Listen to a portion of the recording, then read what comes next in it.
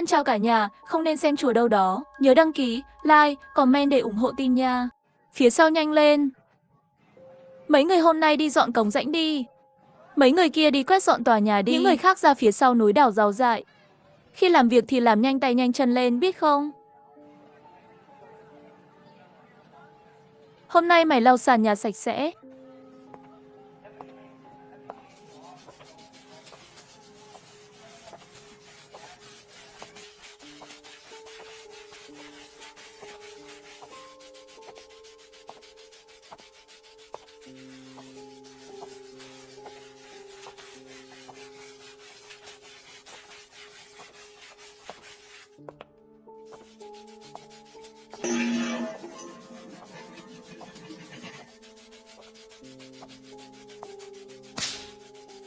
Nếu tôi nhớ không lầm, chắc là thế kỷ 21 rồi. Chúng ta có thể sống sót trong ngày tận thế này, đã không dễ dàng rồi. Còn như vậy sao? Chúng ta đều là người mà. Hừ, mày lắm mồm thế. Giám thị cười lạnh một tiếng, giơ một chân lên, liền đá vào vết thương của Văn Kiện. Văn Kiện đổ mồ hôi lạnh trên trán, che vết thương trên mặt đất khóc lóc đau đớn. Này, chúng mày, lại đây đánh anh ta đi. Cái này không tốt lắm phải không? Ai làm? Buổi tối tao sẽ thưởng cho chúng mày một cái bánh bao trắng. Một cái bánh bao, 4 chữ này vừa mới được nói ra khỏi miệng người giám sát. Mấy người giống như lên cơn vậy, cứ đánh đấm đá đá lên người Văn Kiện. Văn Kiện bị đánh không có sức đánh trả, chỉ có thể ôm đầu cuộn tròn trên mặt đất chịu đựng. Sau một ngày bận rộn, những người này lại bị nhốt trong lồng. Khi Cao Dương và Tô Vân trở về, nhìn thấy Văn Kiện nằm trên mặt đất chỉ còn nửa hơi thở, trong lòng đều rất lo lắng. Anh Văn, Văn Kiện thế nào rồi? Tôi không sao, hôm nay các cậu làm gì thế? Có phải là rơi vào hồ xí không? Quên đi, hôm nay tôi và anh Cao đào đường ống một ngày liền. Tôi cảm thấy toàn thân mình bây giờ có cái mùi khó chịu. Anh Văn, hôm nay anh thế nào? Tôi cho lợn ăn cả ngày. Tiếp theo là sao? Làm sao chúng ta thoát được? Bây giờ ngay cả tình huống ở đây, ăn cơm thôi. Lấy tất cả chậu cơm của chúng mày ra, đừng để rơi xuống đất.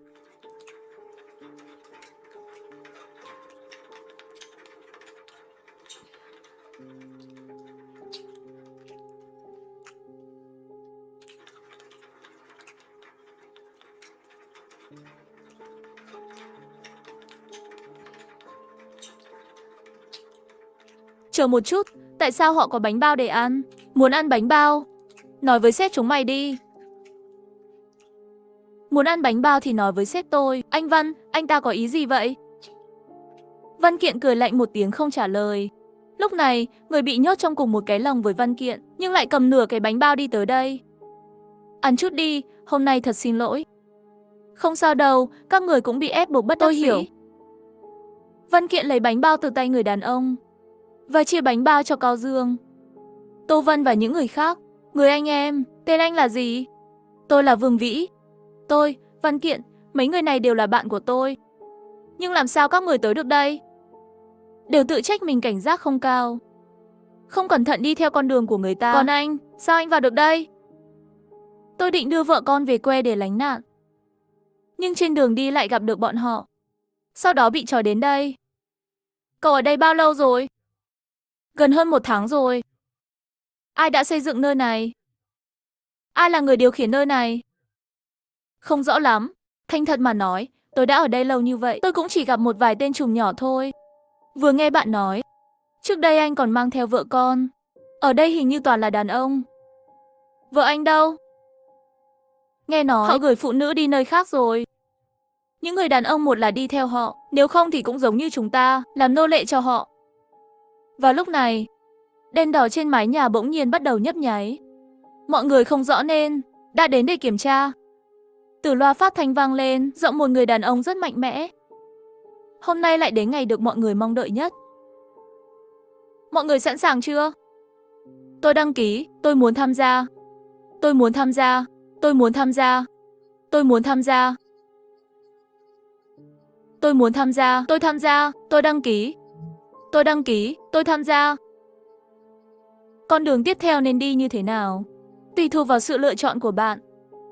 Là tham gia cuộc thi đấu hết mình, hay là vẫn tiếp tục làm nô lệ? Tất cả dựa vào các bạn. Giọng người đàn ông vừa nói ra, cảnh tượng trực tiếp sôi nổi lên. Những người đó đang vui mừng trong lòng. Tiếng la hét vang vọng khắp nhà kho. Mọi người dường như không thể chờ đợi, giống như một con thú.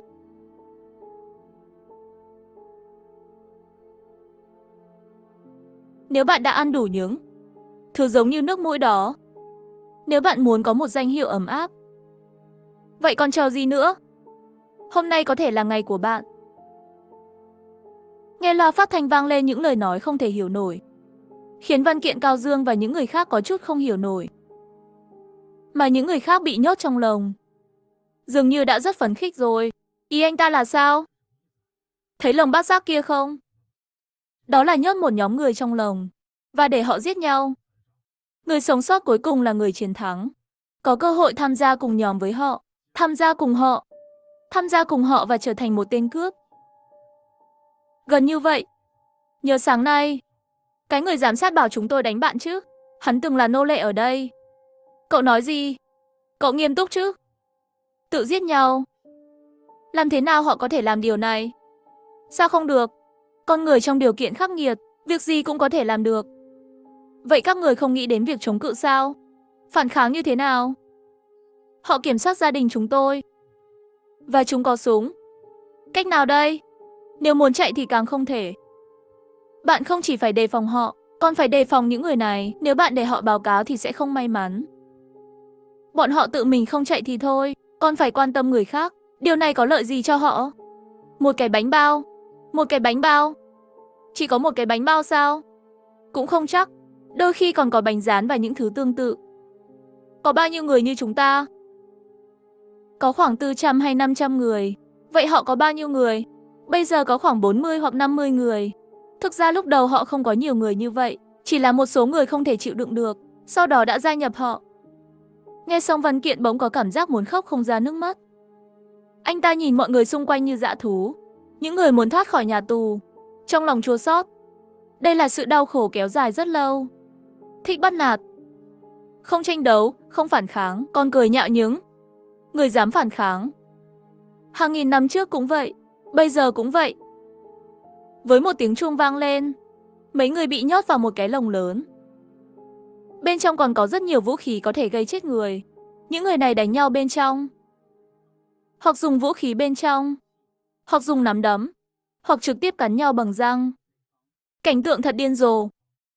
Điều khiến Văn Kiện và những người khác càng không thể tưởng tượng được là những người cũng bị nhốt trong lồng. Họ nhìn người của họ giết nhau. Không những không có một chút ngăn cản phản kháng, thay vào đó, họ vẫn đang cổ vũ.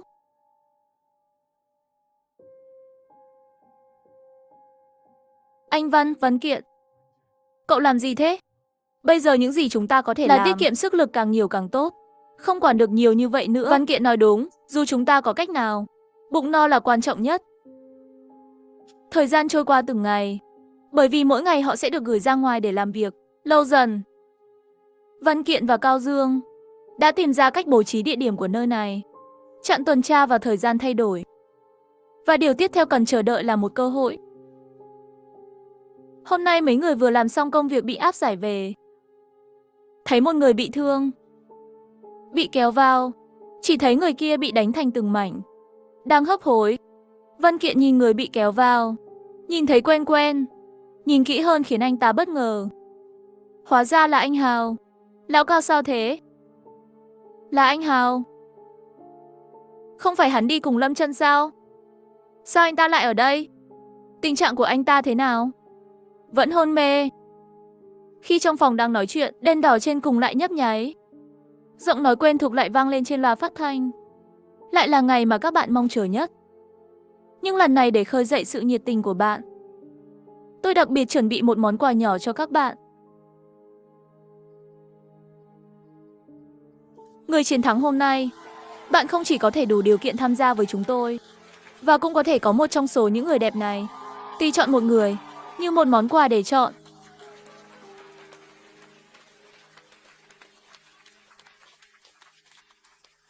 Văn Kiện và Cao Dương nghe thấy những gì trên loa phát thanh nói, đã cảm thấy không thể tin được rồi. và những tiếng reo hò xung quanh. Nhiều người không dám tin vào tai mình. Văn Kiện không khỏi thắc mắc trong lòng, những người này rốt cuộc còn là người sao? Tiếng hét chói tai và phấn khích đó, kinh tởm và bẩn thỉu hơn nhiều lần so với mấy con dẹp trong nhà vệ sinh. Vương Vĩ, sao anh cũng? Tôi cũng không muốn tham gia, nhưng vợ tôi ở trong đó. Vợ anh cũng ở trong đó. Là người nào? Cái người mặc váy hồng tên là Ngọc Đình. Được rồi, tôi biết rồi, để phần còn lại cho tôi. Ý anh là sao? Yên tâm đi, nếu tôi thắng, tôi sẽ không động đến vợ anh đâu. Những gì bạn nói có đúng không? Vậy tôi thật sự cảm ơn bạn. Nhưng tôi sẽ giúp anh một việc. Bạn cũng phải giúp tôi một cái mới được. Nếu anh có thể giúp tôi cứu được vợ tôi, đừng nói một ân huệ. Sau này cái mạng này của tôi đều là của anh. Không đâu. Tôi vẫn chưa nghĩ ra. Tôi sẽ nói với bạn sau khi tôi nghĩ xong. Tiếp theo, Văn Kiện bị mấy người cùng nhau đưa đến cái lồng đó. Anh ta đã cố gắng hết sức để thuyết phục những người đó. Bảo họ đừng tiếp tục cố chấp nữa. Mấy anh em, tôi không nghĩ chúng ta cần phải làm vậy. Bây giờ chúng ta đều có một kẻ thù chung, không cần phải giết nhau. Miễn là chúng ta đoàn kết, chắc chắn sẽ vượt qua được. Sao lại đến đây giảng đạo? Thằng mặt trắng, mày không sợ phải không? Không sao, lát nữa chúng ta sẽ cố gắng làm nhanh nhất có thể để mày bớt đau đớn. Cái gì? Không phải mày vào đây vì những cô gái đó sao?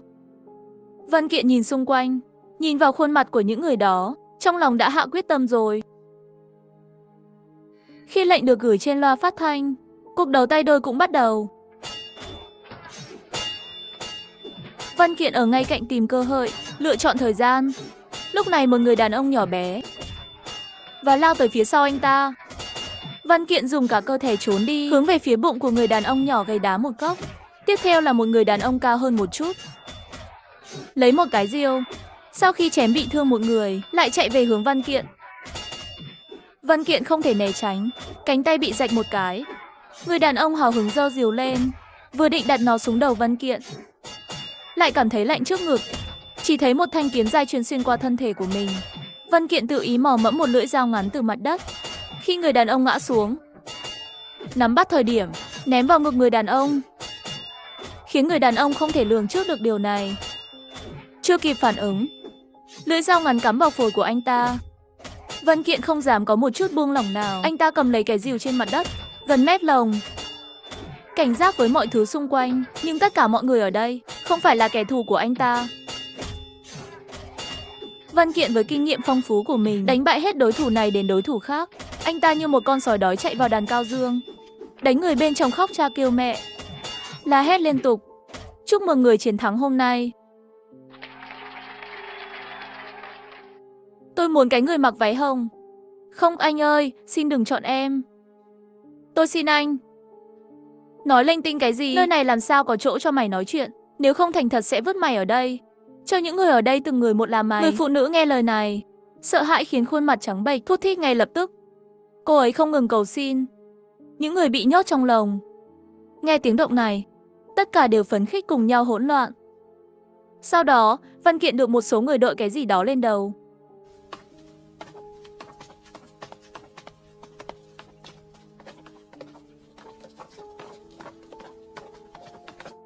Không biết bao lâu, khi mũ trùm đầu được tháo ra, anh ta nhận ra mình đang ở trong một căn phòng. Không lâu sau, người phụ nữ đó cũng được đưa đến đây. Sao đây? Muốn cùng nhau làm à? Được rồi, coi như mày tàn nhẫn, đi thôi. Sau khi những người đeo mặt nạ đi, Văn Kiện khóa ngược cửa lại, mà người phụ nữ kia đã sớm sợ hãi co lại thành một cục. Cô ấy không biết điều gì sẽ chờ đợi cô ấy tiếp theo. Xem Văn Kiện ngày càng gần với chính mình hơn, trái tim cô ấy căng thẳng đến tận cuống họng. Tôi xin anh, thả tôi ra. Đừng sợ. Có phải tên cô là Vũ Đình? Sao anh biết tên tôi? Là Vương Vĩ bảo tôi đến. Vương Vĩ, bây giờ anh ấy thế nào? Yên tâm, anh ấy không sao đâu. Vậy thì tốt rồi, nhưng mà cô yên tâm, tôi sẽ không động đến một ngón tay của cô.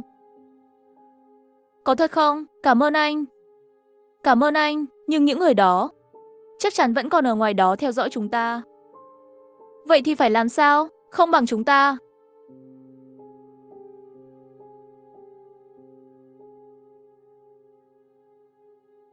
Sáng sớm hôm sau, mấy người liền xông vào phòng hai người. Văn Kiện che người của Vũ Đình ở đằng sau, không biết những người này có mục đích gì. Các người muốn gì? Chúa ơi, trong phòng này có mùi gì vậy? Mùi gì? Mấy người nói mùi gì? Tối qua dữ dội quá. Không phải mày chưa từng nghe thấy. Anh không nói thì em gần như quên mất. Ha ha. Tối qua cảm giác thấy thế nào? Được rồi, chỉ là lúc đầu có chút không hợp tác thôi. Nhưng các người đang xông vào mà không có sự đồng ý. Có phải hơi không tử tế không? Sếp của chúng tôi muốn gặp mày, sếp của chúng mày muốn gặp tao. Đúng rồi, hôm qua biểu hiện của mày, sếp chúng tao rất hài lòng. Có vài chuyện muốn nói chuyện riêng với mày. Không biết mày có hứng thú không? Sếp của các người muốn gặp tôi còn phải xem tôi có muốn hay không. Tao khuyên mày nên biết tốt xấu. Cho mày cơ hội, mày phải trân trọng. Nếu không mày sẽ phải quay lại và tiếp tục đào rãnh cống. Dù sao đi nữa, kể từ khi sếp của mấy người mời tôi đến, ít nhất phải nói quy tắc. Cánh cửa mở ra còn muốn gọi tôi qua. Thật sự coi tôi là của hồng mềm tùy tiện bóp sao? Vừa muốn tấn công. Người đàn ông mặt nạ, không biết anh ta nghe thấy gì trong tai nghe. Lập tức đổi mặt. Một mặt nhiệt tình nói tiếp. Vừa rồi chúng tôi xúc phạm anh. Xin anh thứ lỗi. Làm ơn đi theo tôi. Người đàn ông đeo mặt nạ nói và làm một cử chỉ xin vui lòng. Đối với người đàn ông đeo mặt nạ này trước và sau phản ứng thay đổi, Văn Kiện không quan tâm quá nhiều. Sau đó lại bị đội mũ trùm đầu. Đi theo mấy người, cho đến khi bước chân dừng lại ở cửa một căn phòng. Chỉ thấy hai cánh cửa đã được sửa đổi, xuất hiện trước mắt. Cửa ban đầu lại được bọc bằng tấm thép dày, rất cứng. Phía đông không sáng, phía tây sáng. Đêm trước không bận thì cũng bận. Mở cửa ra, chúng tôi đến rồi. Người đàn ông đeo mặt nạ nam, sau khi từ trong máy nói một số từ mã với người bên trong, cánh cửa mới từ từ mở ra. Vào phòng, thấy một ông già, có một người già đang ngồi đó. Ở hai bên hắn, ngoài ra còn có một số người đàn ông có thân hình vạm vỡ khác thường. Không chỉ vậy, phía sau ông già, còn có hai người sống bị nhốt trong lồng. Văn Kiện vô cùng ngạc nhiên, nhưng lại lập tức giả vờ bình tĩnh. Đến gần hơn, để tôi nhìn kỹ. Ông già của chúng tôi nói để mày đi về phía trước. Hắn muốn nhìn kỹ mày. Vâng, thực sự khá ổn. Trông thật sự là một người tài năng. Ông quá khen rồi. Đã ở đây bao lâu rồi? Nửa tháng rồi. Nửa tháng. Hiểu rồi. Không biết ông tìm tôi đến đây có việc gì không? Không phải tôi tìm bạn, là cháu gái tôi. Cháu gái ông muốn gặp tôi. Thực ra để tôi nói thẳng, cháu gái tôi ấy à, nhìn chúng anh. Cái gì? Ông không đùa chứ? Tôi đùa anh à? Nhưng nó rất ngại khi gặp anh. Vậy, để người ông nội này đến hỏi anh. Đồng ý hay không? Thật sự xin lỗi. Tôi đã kết hôn rồi. Tôi nói rồi, nhưng cháu gái tôi nói nó không quan tâm. Cho dù anh có con cũng không sao. Đùa tôi à? Chuyện này đùa kiểu dị hợm gì thế? Chuyện này hay là cậu nói trực tiếp với nó đi. Người đâu, đưa Mộng Chân ra ngoài. Ông già ra lệnh. Chỉ nhìn thấy mấy người đàn ông mạnh mẽ bên ngoài bên cửa. Một chiếc sofa từ bên ngoài vào. Trên ghế sofa còn có một vật giống người không phải người. Nhưng vì quá xa không thể phân biệt được. Nó giống như một miếng thịt, tùy tiện xếp chồng lên nhau trên ghế sofa. Đây là cháu gái tôi. Có gì thì nói trực tiếp với nó đi. Văn Kiện đi lên vài bước nữa, bị một mùi hôi hôi chặn lại. Anh ta nghĩ đi nghĩ lại. Mùi này rất có thể là từ người phụ nữ béo phì này và cái ghế đó. Và bên cạnh cô ta, hai người phụ nữ giống như người giúp việc cổ đại. Ở bên cạnh cô ta quạt không ngừng, khiến cái mùi hương khó nói thành lời đó quạt đến chỗ Văn Kiện. Mẹ kiếp, đây vẫn là người à?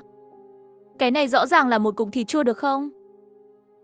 Đến gần hơn một chút, tôi muốn nhìn kỹ hơn. Đến gần hơn. Gần hơn một chút, trong lòng lặng lẽ mắng, mẹ. Nhưng vẫn cố nén bước qua. Ôi, nhìn đẹp đấy, lại gần hơn. Không cần đâu, tôi ở đây là được rồi. Sao, anh cũng ghét tôi? Tại sao? Bởi vì tôi béo. Vì môi của tôi. Tôi chưa bao giờ nghĩ vậy. Tất cả những điều này là cô tự nói. Vậy tại sao anh không đến đây? Xin lỗi, tôi không quen cô, nên giữ khoảng cách giữa người lạ. Không ngờ anh lại hài hước như vậy. Ha ha ha ha. Thật thú vị, tôi không nhìn nhầm người. Anh tên gì? Văn Kiện. Văn Kiện, tên hay. Vậy tôi cũng giới thiệu một chút, tên tôi là Mộng Trân. Nếu anh không phiền thì gọi tôi là anh Trân cũng được. Bên kia là ông tôi, phía sau ông tôi là bà tôi và mẹ tôi. Nhưng bây giờ họ đều bị bệnh. Bên cạnh ông ấy là chú tôi, anh họ. Đây là cả gia đình chúng tôi. Cô nói những điều này làm gì? Có liên quan gì đến tôi? Nói thật với anh vậy, tôi thích anh, bất kể anh muốn gì. Tôi đều có thể thỏa mãn. Đồ ăn, đồ mặc, miễn là tôi có ở đây. Anh đều có thể nhận được. Xin lỗi, tôi không có hứng thú với cô. Vậy thì anh không đồng ý rồi. Thì sao? Mộng Trân cười lạnh một tiếng. Một cái vây tay, thấy một người đàn ông to lớn đi đến trước mặt một người phụ nữ. Nâng cô gái lên như đá gà con. Người phụ nữ bị chèn ép mặt xanh bệch, không ngừng túm lấy trong không khí. Với âm thanh xương vỡ vụn, đầu người phụ nữ ngã sang một bên. Nhìn thấy những người này làm chuyện như vậy, làm cho Văn Kiện tức giận. Các ngươi còn là người không? Có chuyện gì thì cứ xử lý tao đây này, đừng làm khó họ. Sao? Còn muốn anh hùng cứu người đẹp? Đã có rất nhiều người xung quanh cô như thế rồi. Tại sao còn tìm tôi? Có ích gì? Tất cả đều chỉ là kẻ vô dụng. Những gì tôi thiếu bây giờ là những người như anh. Thế nào? Chọn ở lại làm việc cho tôi? Hay là lựa chọn trở về đào ống nước? Nhìn thấy Văn Kiện không có phản hồi, Mộng Trân vẫy tay. Người đàn ông mạnh mẽ đó lại bóp cổ một người phụ nữ khác.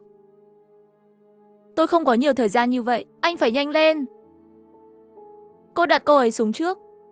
Tôi đồng ý với cô. Thật sao? Đúng, tôi đã đồng ý rồi. Cô đặt cô ấy xuống trước. Tuyệt vời, anh ba còn chờ gì nữa? Hạ cô ta xuống đi. Chúc mừng nha, em rể. Bây giờ hai bạn trẻ đã đồng ý. Vậy tôi cũng không thể nói thêm gì nữa. Trong trường hợp này, vậy thì nhanh chóng kết hôn đi. Bây giờ kết hôn. Điều này hơi vội vàng phải không? Vội vàng. Tôi nghĩ vẫn ổn. Vậy ít nhất cũng phải xem ngày tháng chứ. Đây là cuộc hôn nhân của em họ cậu. Làm sao có thể coi như vở kịch? Mê mâng, anh ta nói đúng. Chuyện này không thể đùa được. Để tôi tính xem. Gần 3 ngày nữa là một ngày tốt lành. Hai người sẽ kết hôn sau 3 ngày nữa. 3 ngày, ông ơi, lâu quá rồi. Cô gái ngốc nghếch, người ta đây là coi trọng con. Ghét thế, ông nội, ông nói gì vậy? Vậy mấy ngày nay anh cứ ở lại đây đi. Nhà ở tầng này anh chọn thoải mái nhé. Tôi không cần nữa, tôi muốn quay về. Quay về, tại sao? Nơi đó bẩn thỉu và hôi thối. Quay lại làm gì? Tôi có một tật. Đổi chỗ ngủ dễ mất ngủ. Mặc dù nơi đó rất tối và lạnh, nhưng sau tất cả, tôi cũng đã ngủ ở đó hơn nửa tháng. Đột nhiên đổi chỗ, tôi sợ mình không quen. Được rồi, vì anh đã nói vậy. Vậy tôi đây cũng không thể nói thêm gì nữa. Mấy người đưa anh ta về đi. Ông già ra lệnh. Văn Kiện lại được đội mũ trùm đầu. Trên đường đi bị người ta khoanh tay, đi về hướng không biết. Và những gì họ không biết là Văn Kiện đã đi ghi nhớ đường này ở trong đầu mình rồi. Khi túi vải được tháo ra một lần nữa, Văn Kiện đã được trả lại nơi họ bị giam giữ. Nghỉ ngơi đi, cô ra.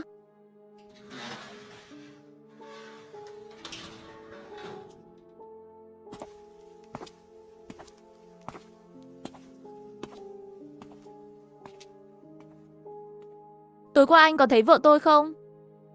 Cô ấy thế nào? Gặp rồi, cô ấy nói cô ấy vẫn khỏe, đừng lo cho cô ấy. Anh Văn, họ vừa gọi anh là gì vậy? Ý là sao? Đó là một câu chuyện dài. Văn Kiện gật đầu ra hiệu cho mọi người rằng mình không sao cả. Mà lúc này anh Hào cũng đã khôi phục ý thức. Và từ miệng của Cao Dương và Tô Vân, biết được chuyện xảy ra với mấy người. Anh Văn, anh Hào. Vết thương của cậu, không có gì đáng ngại nữa. Sao cậu lại ở đây? Chúng tôi vốn, ban đầu dự định tìm chút đồ ở chợ nông dân trước đó, nhưng sau khi trở về mới phát hiện chỗ đó đã bị xác sống chiếm rồi, không vào được. Nghĩ đi nghĩ lại liền trở lại biệt thự. Nhưng sau khi quay về mới phát hiện các anh đã rời đi rồi. Sau khi tôi thương lượng với Lâm Trân, tôi quyết định đi cùng các anh đến quận Hà Hùng. Nhưng vừa đến trạm thu phí thì bị một nhóm người chặn lại. Xuống. Tôi không biết. Lúc trước còn nói muốn cả đời bảo vệ cô ấy, tôi quá vô dụng. Cũng không thể trách anh, là chúng ta đều đánh giá quá cao giới hạn của người hiện tại.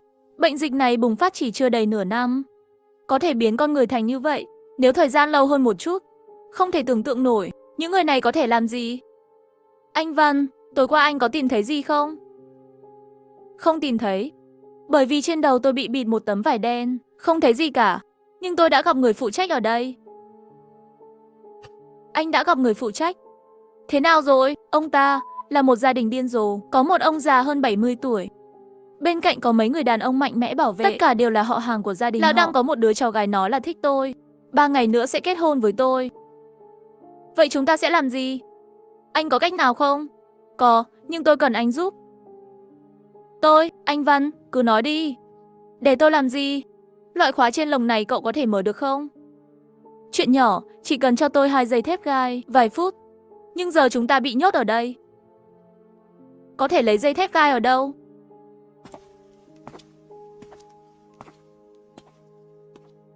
Vương Vĩ, cậu còn nhớ tối qua cậu nói gì không? Tất nhiên rồi, nói đi, để tôi giúp bạn như thế nào? Ngày mai khi đi làm, giúp tôi làm mấy cái dây thép gai không có vấn đề gì, để tôi lo. Nhưng anh cần dây để làm gì? Cụ thể bạn đừng hỏi nữa. Giúp tôi lấy dây thép gai, tôi sẽ đưa anh ra khỏi đây. Sáng hôm sau, một số nhân viên tuần tra, như mọi khi, đã chuyển văn kiện. Cao Dương và những người khác được đưa đến nơi làm việc. Chỉ thấy một người giám sát cầm roi, lang thang trong đám đông. Hắn thấy một người đàn ông đang làm việc lơ là, giơ tay lên là quất một cái roi. Người đàn ông bị đánh hét lên thảm thiết, vội vàng cầu xin lòng thương xót. Không phải là tôi không muốn làm, thật sự là quá đói rồi. Người đàn ông mặt nạ không nghe lời hắn, giải thích, tiếp tục dùng roi đánh vào người hắn. Ha ha. Ha ha ha ha ha ha ha ha ha.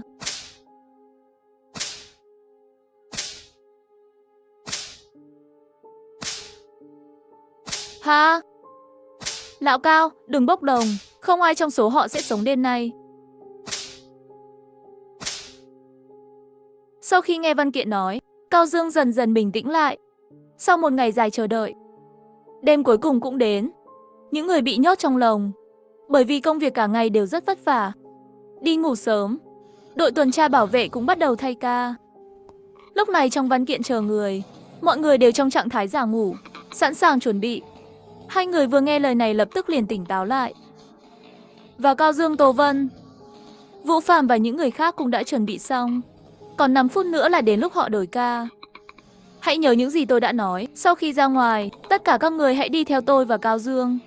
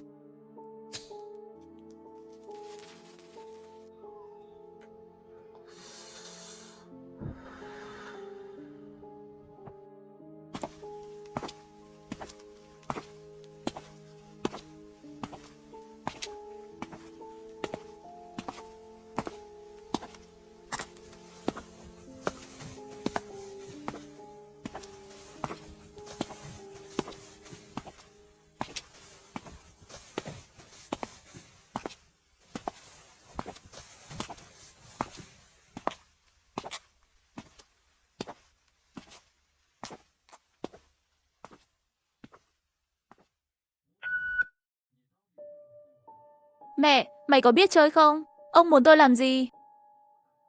Mày đánh nó, tao không đánh nó. Tao cũng không thể đi được. Tao chỉ còn lại một cặp 4. Tao thua mày rồi, cái này cũng có thể làm hắn chạy mất. Mau, đưa tiền. Ha ha.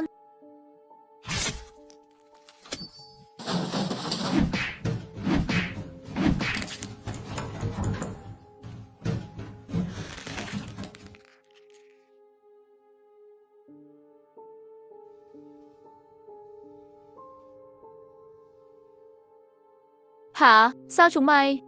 Cậu vừa đứng đó làm gì? Xin nữa thì giết hết chúng tôi. Anh biết cái đó. Tôi biết anh đang lo lắng, nhưng anh phải làm quen đi. Đây là quy luật sinh tồn của ngày tận thế. Nếu anh không giết hắn, tôi biết hắn rồi. Sẽ giết anh. Thực ra là tôi. Qua loại hình ảnh chết chóc gần như vậy, thời gian của anh hơi khó chấp nhận. Làm quen đi. Anh Văn, chúng ta nên làm gì tiếp theo? Chờ một chút, tôi và Cao Dương sẽ loại bỏ những tên cầm súng trên tầng 3. Các người sẽ che chở cho chúng tôi trong lúc giám sát. Có người có tình huống thì nhấn bộ đàm 2 lần. Hiểu chưa? Mọi người đều gật đầu đáp lại. Và Cao Dương, Văn Kiện, hai người sau khi thay quần áo của nhau, rất thuận lợi liền đến lầu 3. Dùng ánh mắt đại khái giao tiếp một chút, mỗi người đi theo một hướng khác nhau. Và lúc này, một nhân viên tuần tra đi ngang qua Văn Kiện. Vừa định rời đi thì bị gọi từ phía sau. Đứng lại. Đại ca, có chuyện gì không? Chúng mày không tuần tra dưới đó. Chạy đến đây làm gì? À, tôi lên đây tìm một người. Tìm ai? Người đàn ông vừa quay đầu lại, cảm thấy một cơn lạnh thấu xương trong lồng ngực. Sau đó là một cơn đau dữ dội. Nhìn xuống, một con dao găm đã đâm vào ngực mình.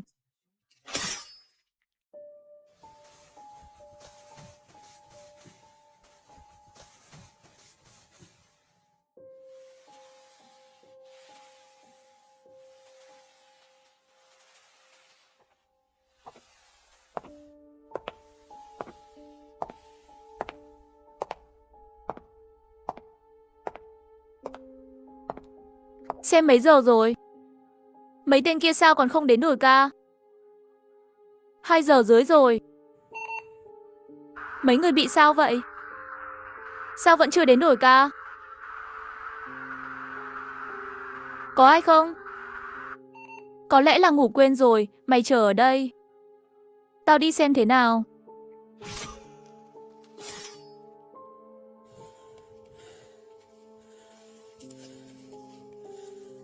Chúng mày muốn gì? Các người giấu con tin ở đâu? Con tin, tôi không biết. Lão Cao, đừng. Tôi thề là tôi không biết. Nơi giam giữ con tin, chỉ có tiểu đội trưởng mới biết. Tôi chỉ là kiếm cơm thôi. Làm ơn thả tôi ra. Tôi còn có vợ con, được không? Bây giờ biết có vợ con rồi, sao lại đi sớm thế? Vũ Phạm Tô Vân Vân ca. Anh nói đi, bạn giúp tôi từ camera giám sát tìm vị trí tiểu đội trưởng của họ. Tôi sẽ kiểm tra cho bạn. Anh Văn tìm thấy rồi. Lát sau, Văn Kiện và Cao Dương theo video mà Tô Vân lấy được từ phòng giám sát, tìm thấy vị trí của một tiểu đội trưởng. Với sự hợp tác ngầm của hai người, rất dễ dàng giải quyết được người bảo vệ ở cửa và tiến vào phòng.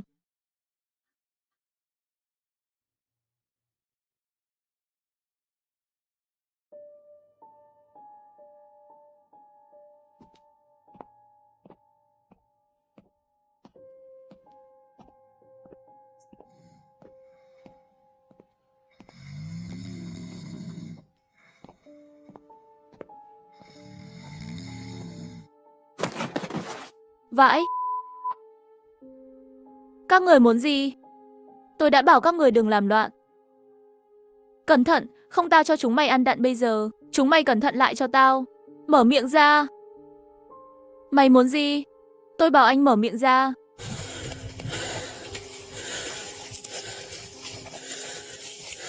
Nhớ tôi đã nói gì không?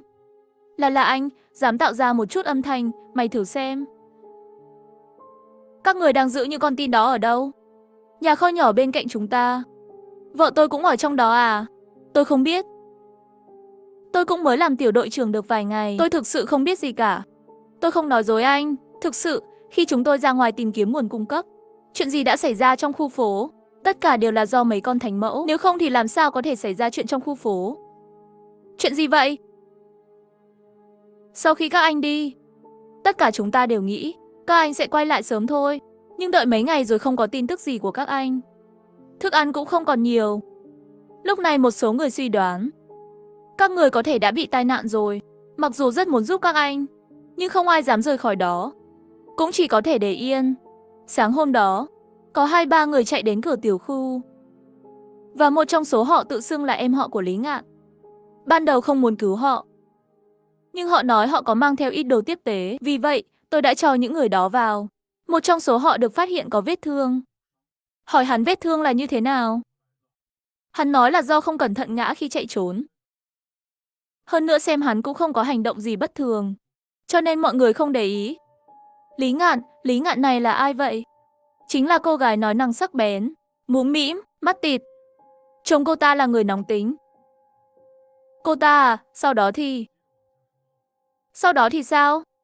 Mọi người hỏi về tình hình ở chợ nông dân. Và anh họ của Lý Ngạn nói, chợ nông dân đã bị người nhiễm bệnh vây mắc kẹt từ lâu rồi, không thể có người sống sót trong đó. Vợ anh, à, không chị dâu. Chị dâu khi nghe tin này vô cùng kích động. Một đám người cũng nói tốt với nhau để chị ấy bình tĩnh lại. Trong khi mọi người thương lượng, tiếp theo phải làm gì? Bạn của em họ Lý Ngạn đột nhiên nổi điên, tấn công những người xung quanh chỉ vài phút thôi, đã đến mức không thể kiểm soát được. Còn vợ tôi, cô ấy thế nào? Lúc đó quá lộn xộn, mọi người tự lo cho mình. Tôi không để ý. Vậy tôi hỏi anh, tại sao em trai của anh sẽ xuất hiện trong phòng ngủ của tôi? Bởi vì mọi thứ lúc đó đã ăn hết rồi. Sau đó tôi nghĩ nhà anh có thể còn lương thực. Vì vậy, đã để bạn gái của cấp dưới đến nhà các banh mượn chút. Tôi cảm thấy đều là phụ nữ nên nói chuyện cũng tiện.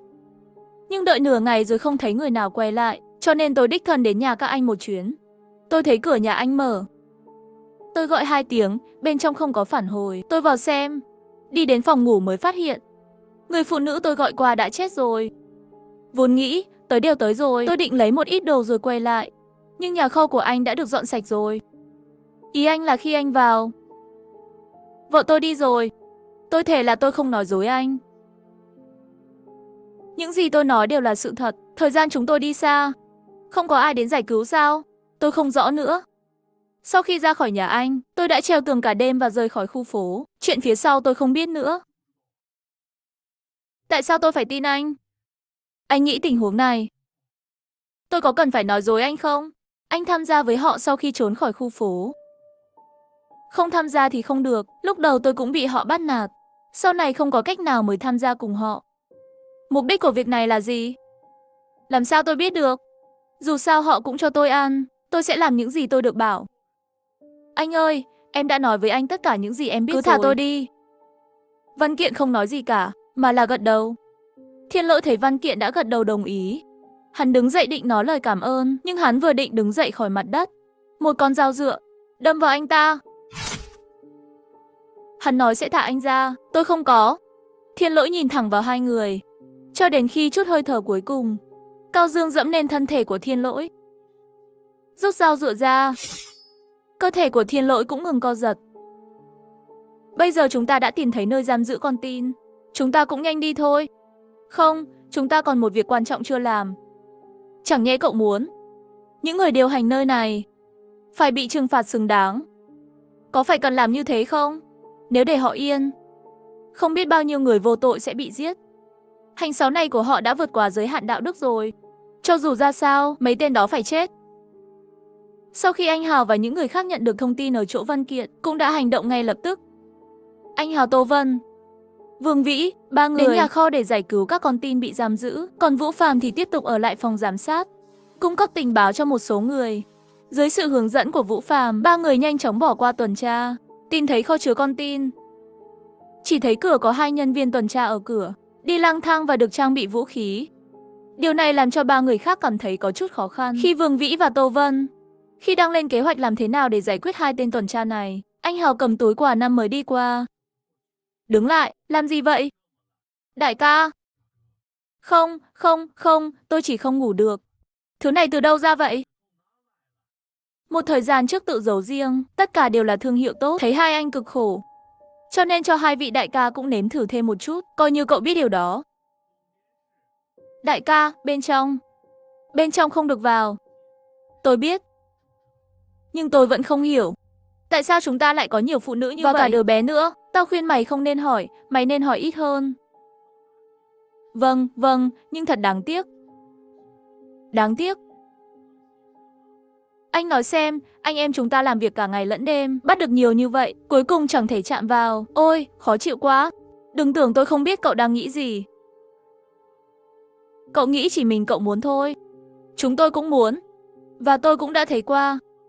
Bên trong có mấy người thực sự trông rất đẹp.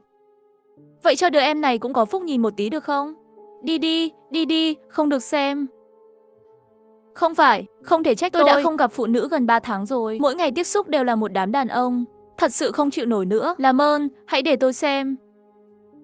Thấy hai người im lặng, anh Hào tiếp tục nói. Chỉ cần nhìn thôi. Để xem một tí thôi, cả tối nay và tối mai. Tôi trông cho các anh thế nào? Sau đó thêm 2 túi quà năm mới thì sao? Chỉ vì nhìn phụ nữ một cái. Đổi nhiều đồ như vậy có đáng không? Cẩn thận với con dao trên đầu. Yên tâm đi, tôi không làm gì cả. Vương Vĩ, Tô Vân trốn cách đó không xa, nhìn anh Hào chỉ nói vài lời. Lừa nhân viên tuần tra ở cửa đi. Chỉ có thể kêu, chuyên nghiệp. Sau khi hai nhân viên tuần tra đi xa, ba người lập tức tiến vào nhà kho. Sau khi ba người vào nhà kho, nhưng lại phát hiện người bên trong, không như họ nghĩ. Bị đối xử vô nhân đạo, mà là mỗi người một cái giường riêng biệt. Ngay cả trên bàn, ngoài ra còn có bánh mì và chân gà còn sót lại. Phụ nữ thấy có người vào nhưng không hoảng sợ. Chỉ vài giây, sau đó lại khôi phục lại vẻ ngoài ồn ào trước đó. Anh Hào và Vương Vĩ tìm kiếm gia đình trong đám đông. Tô Vân thì ở ngoài cửa canh gác cho hai người. Vừa đi không xa, anh Hào nhìn thấy một bóng lưng quen thuộc. Anh Hào bước tới vỗ vai cô gái. Cô gái rõ ràng đã bị sốc, vội vàng đứng dậy né tránh. Lâm Nhi, nhưng giọng nói quen thuộc, để Lâm Chân biết thân phận của người này ngay lập tức. Nhìn thấy nước mắt sắp trào ra, nhưng lại bị anh Hào giả vờ tức giận, nói một tiếng dừng lại. Lâm Chân hạ giọng, hỏi, các anh như thế nào mà tới đây? Là anh Văn đưa chúng tôi ra ngoài. Anh Văn, họ cũng ở đây. Đây không phải chỗ nói chuyện. Anh sẽ đưa em ra ngoài. Lúc này Văn Kiện và Cao Dương, hai người, vẫn đang tìm kiếm thủ lĩnh của chúng trong tòa nhà. Anh có chắc là ở đây không? Chắc là không sai đâu. Tôi nhớ khi tôi đến đây, có thể mơ hồ ngửi thấy một mùi chua. Cửa mở ra, một mùi hăng bốc thẳng vào khoang mũi, khiến hai người đều không khỏi nhíu mày. Mùi gì vậy? Tôi không biết, cảm giác như có gì đó bị bốc mùi chua. Nói rồi hai người tiếp tục đi vào trong. Càng đi vào, hương vị càng nồng. Cho đến khi hai người nhìn thấy cách đó không xa, xuất hiện một cái nồi lớn, vừa mới dừng bước. Bên cạnh cái nồi lớn có mấy cái xô khô. Chỉ thấy hai nhân viên đang lấy đồ trong xô nước khô, từng muỗng đảo cái nồi lớn trước mặt. Cao Dương và Văn Kiện hai ở người phía sau ngửi thấy mùi này. Phía sau hai nhân viên, một nhân viên còn chưa kịp phản ứng, bị Cao Dương cứa cổ. Và người kia chỉ muốn kêu cứu, chỉ cảm thấy một cái ống màu đen dán ở trên đầu của chính mình. Những lời sắp thốt ra lại nuốt vào bụng. Cao Dương mở nắp nồi ra xem, mới phát hiện bên trong đang nấu đồ. Chính xác những gì họ đã từng ăn mỗi ngày. Thức ăn giống như nước muối. Nhìn vào thùng nước khô, trên những thứ chua và hôi thối bên trong, ấu trùng bò đầy ruồi. Bỗng nhiên cảm thấy bụng quặn lại cố ép mạnh xuống. Chúng mày cho chúng tao ăn những thứ này mỗi ngày. Đó là những gì họ bắt chúng tôi làm. Tôi cũng không có cách nào. Chuyện này không liên quan gì đến tôi. Các người nghĩ người là gì? Đừng quên, chúng ta đều là người. Tôi cũng không muốn. Nhưng nếu tôi không làm thế, họ sẽ đuổi tôi ra ngoài. Bây giờ nguồn lực bên ngoài ngày càng ít đi. Tôi ra ngoài rồi, còn vợ con tôi thì sao? Tôi xin anh hãy để tôi đi. Tôi chỉ muốn đưa vợ con tôi đi. Sống bình an mà thôi. Anh muốn sống. Vậy là họ không muốn sao? Làm ơn, tôi cũng không có cách nào. Nếu không bị ép buộc, tôi chắc chắn sẽ không làm thế. Sếp các anh đâu? đi lên cầu thang bên cạnh. Người đàn ông run rẩy, dùng ngón tay chỉ vào vị trí phía sau Văn Kiện. Văn Kiện vừa quay lại, người đàn ông liền nhân lúc Văn Kiện và Cao Dương, hai người không chuẩn bị, lấy thìa sắt ra khỏi nồi, đập vào sau đầu Văn Kiện. Văn Kiện vừa thoát khỏi sự tấn công của người đàn ông, nhưng không ngờ tay vẫn bị gõ một cái. Sau đó tay cảm giác có trận bỏng rát. Người đàn ông vừa muốn giơ tay, cảm thấy lạnh ở cổ, ngã thẳng trên mặt đất. Nhìn người đàn ông nằm trên mặt đất, vẻ mặt đau đớn che cổ. Trái tim của Văn Kiện lại đột nhiên xuất hiện một loại cảm giác u sầu không thể giải thích được. Thành thật mà nói, khi anh nói khi chỉ muốn được bình an với vợ con, tôi thực sự đã nghĩ đến việc để anh đi. Thật tiếc là bản thân anh lại không nắm bắt.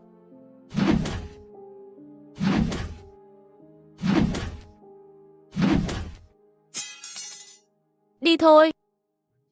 Văn Kiện, cậu làm gì thế? Hắn vừa rồi sắp chết rồi. Tại sao cậu vẫn... Tôi biết, tôi chỉ không muốn anh ấy đau khổ. Đến anh đã thay đổi, đến tôi đã thay đổi. Đúng vậy, bây giờ anh đã thấy tình huống này rồi. Nếu chúng ta không tàn nhẫn vậy chúng ta sẽ thiệt, làm nô lệ, bị roi đánh. Người thay đổi không phải là tôi. Tình hình hiện nay. Nếu các anh lựa chọn theo tôi, vậy thì tôi phải chịu trách nhiệm cho các anh. Chỉ cần là đắc tội với tôi, hoặc bất kỳ ai trong nhóm của chúng tôi, vậy thì kết cục của hắn chỉ có cái này. Cao Dương thở dài, thấy Văn Kiện càng đi càng xa, chạy nhanh hết cỡ đuổi theo. Lát sau, Văn Kiện đã tìm thấy căn phòng đó dựa trên bộ nhớ trước đó. Cửa sắt, hai người thử đẩy cửa sắt một chút, nhưng không nhúc nhích. Cánh cửa này làm bằng gì vậy? Sao nặng thế? Muốn mở nó, có thể không đơn giản như chúng ta nghĩ. Chờ một chút, Cao Dương dán trên cửa. Cẩn thận nghe động tĩnh bên trong. Một tiếng động nhỏ phát ra từ trong phòng, làm cho Cao Dương cảm thấy không ổn. Nằm xuống, lời vừa nói ra, chỉ thấy trên cửa sắt xuất hiện một cái cửa sổ. Sau đó, vô số viên đạn bắn ra từ cửa sổ đó. Cao Dương đẩy Văn Kiện ra, nhưng không bao giờ nghĩ mình bị trúng một viên đạn vào vai. Trong nháy mắt máu chảy không ngừng, bức tường bị đạn bắn đầy lỗ. Hai người lập tức bắn trả, nhưng lại bị đối phương hoàn toàn đè bẹp. Khi viên đạn bắn xong, cửa sổ trên cửa sắt lại lập tức đóng lại. Văn Kiện nhân cơ hội này, kéo Cao Dương đến khu vực an toàn. Vai của Cao Dương vẫn đang không ngừng chảy máu ra ngoài. Đạn trong tay bọn họ cũng gần như hết sạch. Thực ra trong khẩu súng này không có mấy viên đạn. Đây chỉ là những gì họ sử dụng để đe dọa. Chỉ là thủ đoạn của người khác. Điều tồi tệ nhất còn hơn thế nữa. Lúc này, đèn báo động ở hành lang bỗng nhiên sáng lên. Văn Kiện, bây giờ họ đang đi về phía bạn. Ít nhất cũng có 20-30 người. Giờ họ đang ở đâu? Bạn nghĩ sẽ mất bao nhiêu thời gian để đến đây? Chắc còn 10 mấy phút nữa. Được rồi. Cậu cũng cẩn thận đấy. Văn Kiện thở dài. Nội tâm không khỏi dâng lên một tia u sầu. Phía trước có súng máy chặn lại. Phía sau là góc chết không có đường lùi. Cao Dương bị thương, không có đạn trong súng. Tình huống lúc này đã đẩy hai người vào tuyệt cảnh rồi.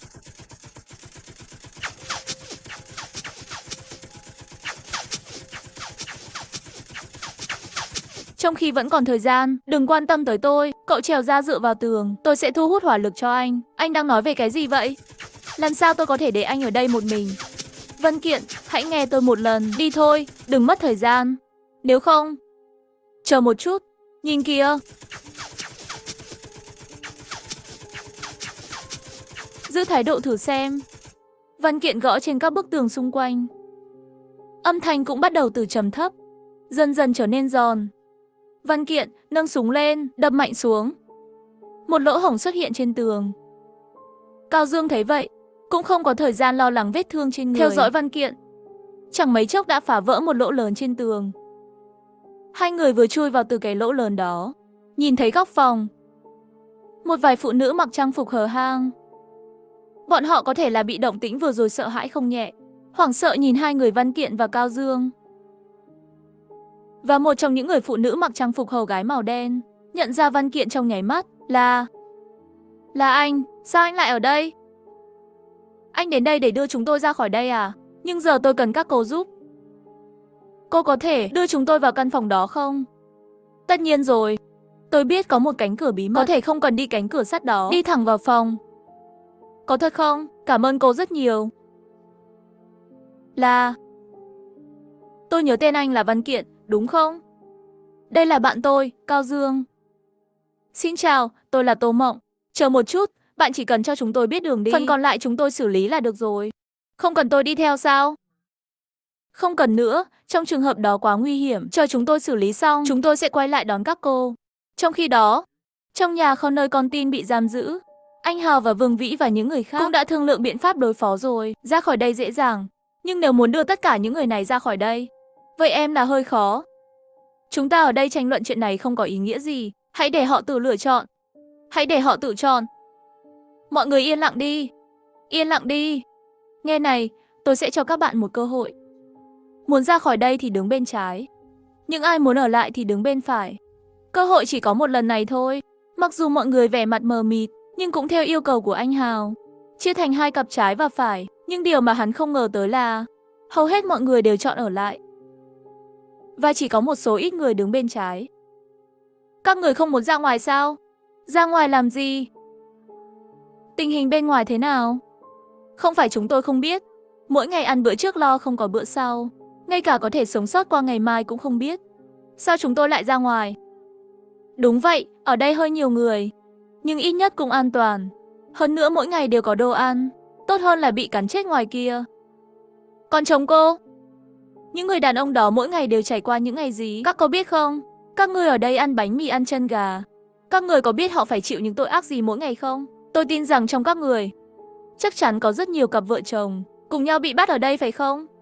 Cho đến bây giờ chỉ vì một miếng bánh mì, một chai nước thì bỏ rơi nhau, không quan tâm. Giam giữ các người ở đây mỗi ngày. Các người cũng không có suy nghĩ gì. Đàn ông vất vả. Đàn ông vất vả cái gì? Ngoài ra, đàn ông không phải là để làm việc sao? Trước đây chúng tôi giặt quần áo và nấu ăn cho họ. Coi trẻ con thì thôi. Đây là ngày tận thế. Con muốn dùng mấy lời đạo đức này trói buộc chúng tôi.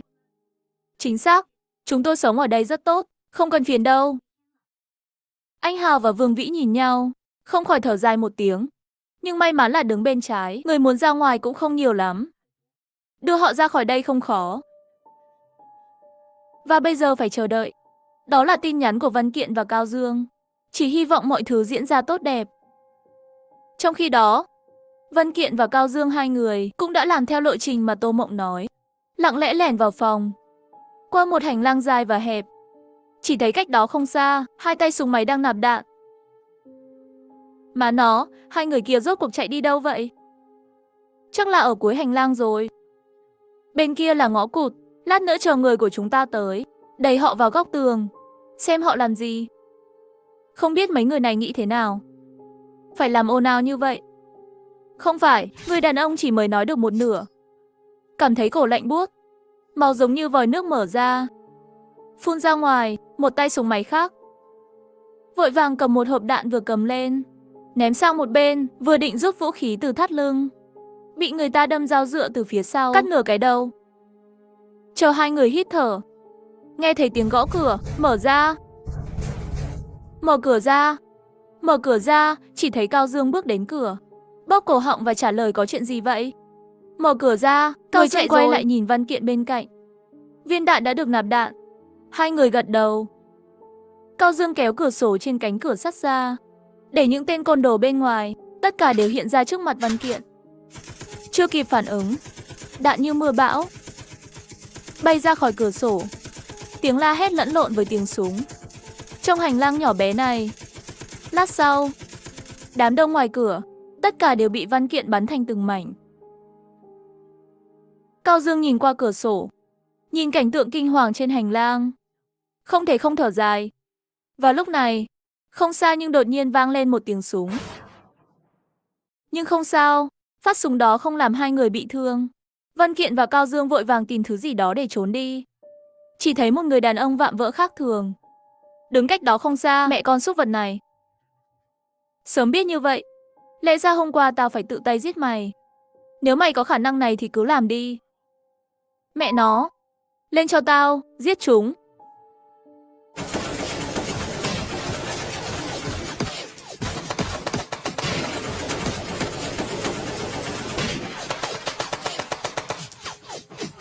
Cút ra ngoài cho tao. Cút ra đây. Ôi, chân tôi. Mà nó, sao lại làm thế? Tại sao chỉ biết bắt nạt những người yếu đuối? Những kẻ vô dụng đó. Tất cả đều là hàng hóa mà người bán tìm kiếm vinh quang. Chúng không xứng đáng được sống. Chúng ta không xứng đáng được sống. Chẳng lẽ chỉ có chúng mày xứng? Đừng nói những lời vô dụng. Làm đi. Đừng lề mề khi kẻ định đang nói chuyện. Rõ ràng đã ghét bỏ mấy người cấp dưới. Nhưng tất cả đều đứng lên một lần nữa. Xem ra cũng không cần chúng tôi động thủ nữa. Mày, ý mày là sao? Hai người cũng không quay đầu lại. Đi sâu hơn vào hành lang. Lát sau nghe thấy phía sau truyền đến tiếng kêu thảm thiết như giết heo.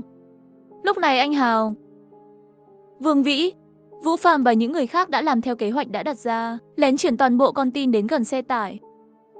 Nhìn thấy Bình Minh đang đến, nhưng vẫn không thấy Cao Dương và Văn Kiện. Nếu không cậu lại liên hệ với anh Văn, xem họ đang ở đâu. Có thể là bộ đàm của họ bị hỏng. Không liên lạc được. Nếu không chúng ta đi trước đi. Đừng để bị phát hiện, nếu không ai trong chúng ta có thể chạy được. Đùa à? Anh Văn vừa cứu anh ra, đây là cách anh trả ơn người ta sao? Nhưng đã lâu như vậy rồi. Nếu họ ra ngoài, họ đã ra rồi. Câm miệng đi. Nói thêm một câu nữa cẩn thận tôi đấy. Anh Phàm, thôi đi. Anh ấy cũng vì lợi ích của chúng ta, vì lợi ích của chúng ta. Vậy tại sao họ bị nhốt lâu như vậy? Không biết chống cự. Nói tốt cho chúng ta. Tôi nghĩ anh ấy thực sự ích kỷ. Nói gì cơ? Chồng tôi không phải loại người như vậy. Để phụ nữ đứng trước mình, anh cũng xứng gọi là đàn ông. Cậu nói gì? Được rồi, hai người nói ít đi. Khi mấy người cãi nhau không dứt, cách đó không xa có tiếng bước chân dồn dập. Nhìn theo âm thanh, chỉ thấy một ông già với hàng chục tên côn đồ cầm dao thép đẩy một sinh vật giống người không phải người đến trước mặt Vũ Phàm và anh Hào. Các người đi đâu vậy? Mọi người đầu tiên sửng sốt, sau đó lại đột nhiên tỉnh táo lại. Hóa ra sinh vật kỳ lạ đó là một con người. Nhưng bất kể từ góc độ nào, đều không liên hệ được với người được. Cô ta không phải là người, không bằng nói là giống như một cục thịt thối chua. Chỉ thấy miếng thịt kia vung ra một thứ gì đó như xúc tu, vung vào đám đông. Mấy tên côn đồ cầm dao thép, chúng vây quanh mọi người. Mọi người thấy vậy đều sợ hãi. Sau đó liền nghe miếng thịt đó cười lên một tiếng. Ha ha ha ha ha ha ha. Các người nghĩ đây là nơi các người muốn đến? Muốn đi thì đi sao? Đồ phụ nữ kinh tởm. Thì ra là cô nhốt chúng tôi lâu như vậy. Tôi liều mạng với cô, người đàn ông mắng. Hướng về phía cục thịt chua kia liền xông qua. Còn chưa chạy 2 bước, bị một tên côn đồ đâm sau lưng. Người đàn ông ngã xuống đất. Người phụ nữ thấy vậy lập tức mất đi lý trí. Nhưng vẫn chưa đợi hắn đứng dậy, bị 2 tên côn đồ trực tiếp chặt đầu. Cảnh tượng như vậy khiến mọi người đều sợ hãi. Vừa rồi còn gặp những người muốn phản kháng. Tất cả giống như một quả bóng xì hơi. Cúi xuống cùng nhau, ngay cả bầu không khí cũng không dám thở thêm một chút nữa. Chúng tôi mỗi ngày cho các người ăn uống. Đây là cách các người trả ơn chúng tôi. Tôi đã nói rồi. Những người này sẽ không sống sót. Sếp, những người này nên làm gì? Cắt nhỏ và cho lợn ăn đi. Chờ một chút, sao? Muốn nói lời cuối cùng. Nếu tôi không nhầm, chắc cô là Mộng Trân. Sao anh biết tên tôi? Tất nhiên, Văn Kiện và chúng tôi đều nói về cô. Văn Kiện, anh ta đã nói với các anh về tôi. Đúng, khi anh ấy về anh ấy nói anh ấy hối hận rồi. Không nắm lấy cơ hội. Đáng lẽ phải ở lại vào ban đêm. Hắn thật sự nói vậy. Tôi và Văn Kiện bị nhốt cùng nhau. Tôi có thể chứng minh anh ta đã nói. Và khi làm việc trong ngày, đã nói chuyện với chúng tôi cả buổi sáng rồi. Chỉ thấy Mộng Trân sau khi nghe được hai người nói, đầu tiên là nụ cười ngượng ngùng, nhưng rồi sắc mặt lại tối sầm lại. Các người nghĩ tôi sẽ tin chuyện này sao? Tôi không nói dối, nhưng thứ này đều là Văn Kiện tự nói với chúng tôi. Phải, và tại sao chúng tôi lại nói dối cô? Nhưng thứ đó đều là Văn Kiện tự nói với chúng tôi. Đủ rồi, mấy người nghĩ tôi không biết chuyện này sao? Để họ đến cứu các anh. Buồn cười, tôi nói cho các người biết, hai người đó đã bị tôi nhốt trong phòng từ lâu rồi. Đã có một cuộc phục kích trên tầng 4.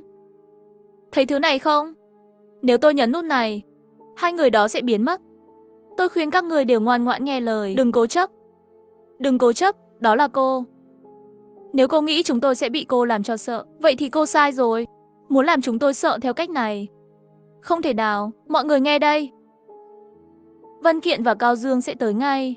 Họ có số lượng tương đương với chúng ta không cần phải sợ chúng. Phải, thà chết đứng.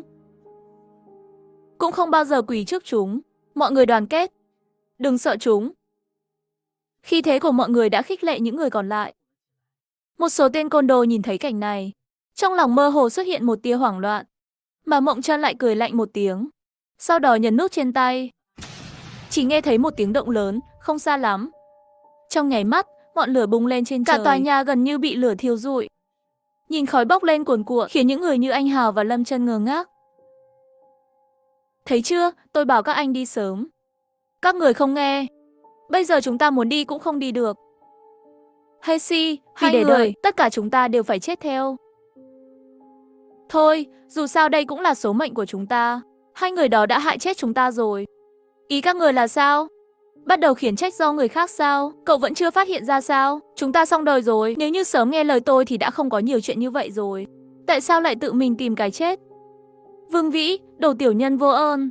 Đừng quên ai đã cứu anh ra. Trong lòng anh không cảm ơn thì thôi kệ đi. Còn dùng những lời lẽ như thế nữa chứ. Anh còn là người không? Chúng tôi cũng không cầu xin anh ta cứu. Trước đây chúng ta khổ một chút. Nhưng ít nhất vẫn có thể giữ được mạng sống. Bây giờ thì sao? Không đi ra ngoài không nói. Ngay cả mạng cũng mất. Anh... Nhìn mọi người phát sinh mâu thuẫn, Mộng Chân cười.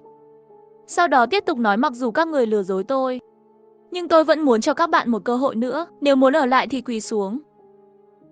Mọi người nghe vậy, không suy nghĩ nhiều liền quỳ xuống đất.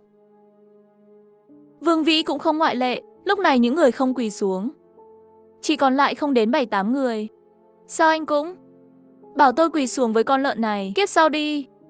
Đúng vậy, dù là chết cũng không sao. Đừng chết còn tốt hơn quỳ. Ha ha ha ha. Chết đến nơi còn miệng cứng. Hôm nay tôi sẽ cho mấy người biết kết cục chống lại tôi. Mộng Chân vẫy tay. Mấy tên côn đồ cầm dao thép đi về phía anh Hào và những người khác. Một tên côn đồ vừa giơ dao thép lên, không biết từ đâu có tiếng súng. Đám đông ngã xuống đất. Máu giống như một đài phun nước, nhanh chóng nhuộm đỏ một khu vực gần đó. Lạ nhỉ, những người đó ở đâu vậy? Chắc sẽ không chạy quá xa. Chờ đã, mùi gì vậy? Hương vị là từ cái tên Mộng đó, từ trên người cô ta lưu lại. Tôi đã gặp cô ta một lần, cái mùi đó vừa ngửi thôi mà đã nhức hết cả đầu. Mùi cơ thể nặng như vậy sao? Ôi chúa ơi!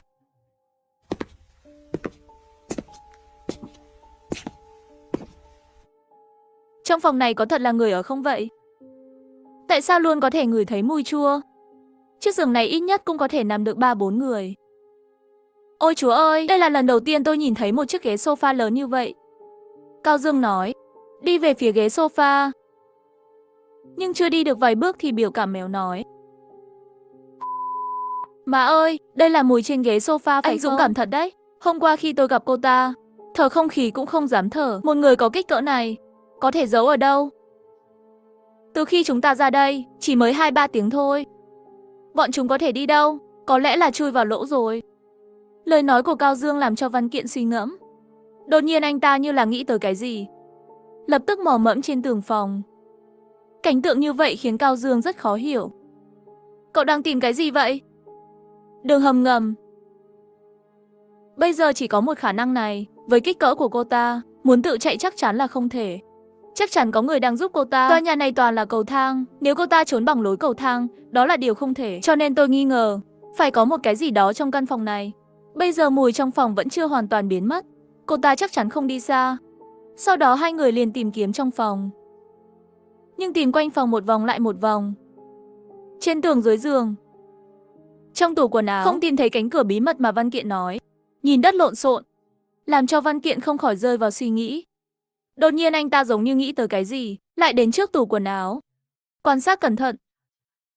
Lão Cao, anh có cảm thấy tủ quần áo này làm rất lạ không? Không có. Tủ quần áo của gia đình sẽ là một số phân vùng chức năng bên trong để lưu trữ quần áo hoặc chăn và các bộ đồ giường khác. Bên trong tủ quần áo này có rất ít phân vùng và tất cả đều tập trung ở hai bên và trên, có một khu vực lớn ở giữa. Chỉ để treo những bộ quần áo này sao? Nghe cậu nói như vậy hình như thật sự là... Cao Dương chui vào tủ quần áo, dùng tay gõ vào tấm lưng sau của tủ quần áo, phát ra âm thanh rõ ràng. Trống rỗng. Người thiết kế nơi này chắc chắn là một người tài năng. Nói xong hai người liền dùng công cụ trong tay tách một lỗ trên mặt sau của tủ quần áo. Khi hai người hợp lực, tháo từng chút tách tấm ván của tủ. Một đường hầm xuất hiện trước mặt hai người. Cảnh tượng trước mắt khiến mọi người sửng sốt. Tiếp theo là phát súng thứ hai. Phát thứ ba, đám côn đồ bị tình huống bất ngờ này bị dọa sợ, chạy hết. Đôi chân chậm chạp làm sao có thể chạy nhanh hơn một viên đạn. Đám côn đồ lần lượt ngã xuống đất. Một số ít người cũng đã bỏ vũ khí xuống. Mấy người các người khiến tôi tìm kiếm khó khăn lắm đấy. Thằng khốn này chưa chết. Xin lỗi vì đã làm cô thất vọng. Nếu cậu muốn làm gì thì cứ nhắm vào tôi. Đừng làm khó họ. Ông già, đừng vội. Không ai trong các người có thể chạy được. Bà đây đưa đầu ra cho chúng mày đấy. Nếu mày có gan thì bắn tao đi. Thôi nào, giết tao đi. Được. Tôi giúp cô. Không, tôi xin anh. Để cháu gái tôi yên. Cuộc sống của đứa trẻ này đã đủ khổ rồi. Đây là ý tưởng của tôi. Không liên quan gì đến nó. Không, ông ơi, ông đừng nói vậy. Văn Kiện, anh đừng tin ông ấy. Đây là ý tưởng của tôi. Tôi là người cho mấy người ăn nước bẩn, tự tàn sát nhau. Nhưng thứ này đều là do tôi đề nghị. Có chuyện gì thì nhắm vào tôi đi. Văn Kiện giơ tay tát cậu ta một cái. Những tên côn đồ đó cũng sợ hãi. Không ai dám đứng lên. Bọn họ chỉ có thể trơ mắt nhìn như vậy. Hóa ra thật sự là bà béo chết tiệt này. Làm chúng ta đau khổ. Cô ta phải trả giá. Tôi vừa nhìn thấy cô ta thì không phải là thứ gì tốt cả. Không ngờ làm chuyện cũng bẩn thỉu như vậy. Ai nói không phải. Chúng ta không thể để họ sống. Nhìn thấy cảnh tượng trước mắt, những người vừa rồi cũng đều đứng dậy trở lại. Đất. Họ giống như là từ con rùa thò đầu ra khỏi vỏ. Bắt đầu dùng lời lẽ nhắm vào những tên côn đồ đó. Tôi vừa bắt mấy người hỏi một chút. Nói, các người trước kia đều là cùng một thôn. Sao lại làm thế? Tại sao ha ha ha ha ha ha? Nếu không phải vì mấy người, làm sao chúng ta có thể sẽ làm chuyện vô lương tâm này? Các người nói thành phố không thể sống nổi. Bảo chúng tôi giúp mấy người. Chúng tôi đã giúp, nhưng mấy người báo đáp tôi như thế nào? Nếu không phải do mấy người, vợ tôi và con dâu tôi có thể biến thành những thây ma đó không? Tất cả là do mấy người hại, do mấy người.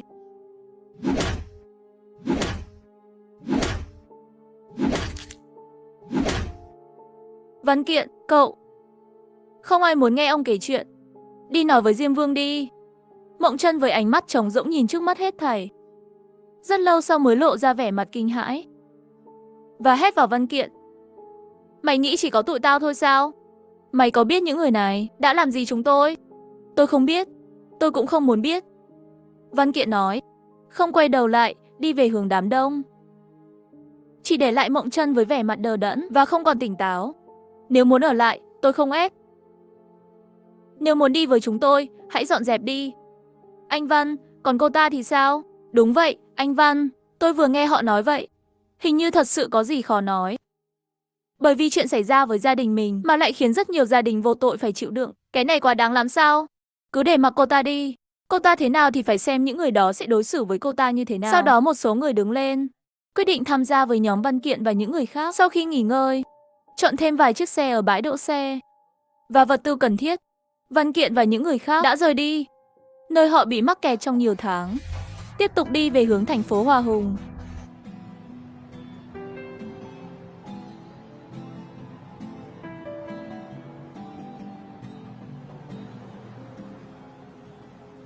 Chỉ tưởng là 7-8 tiếng đi đường, nhưng không ngờ lại bị trì hoãn lâu như vậy. Nói thật thì, tôi nghĩ thật tuyệt khi chúng ta sống sót ra khỏi đây.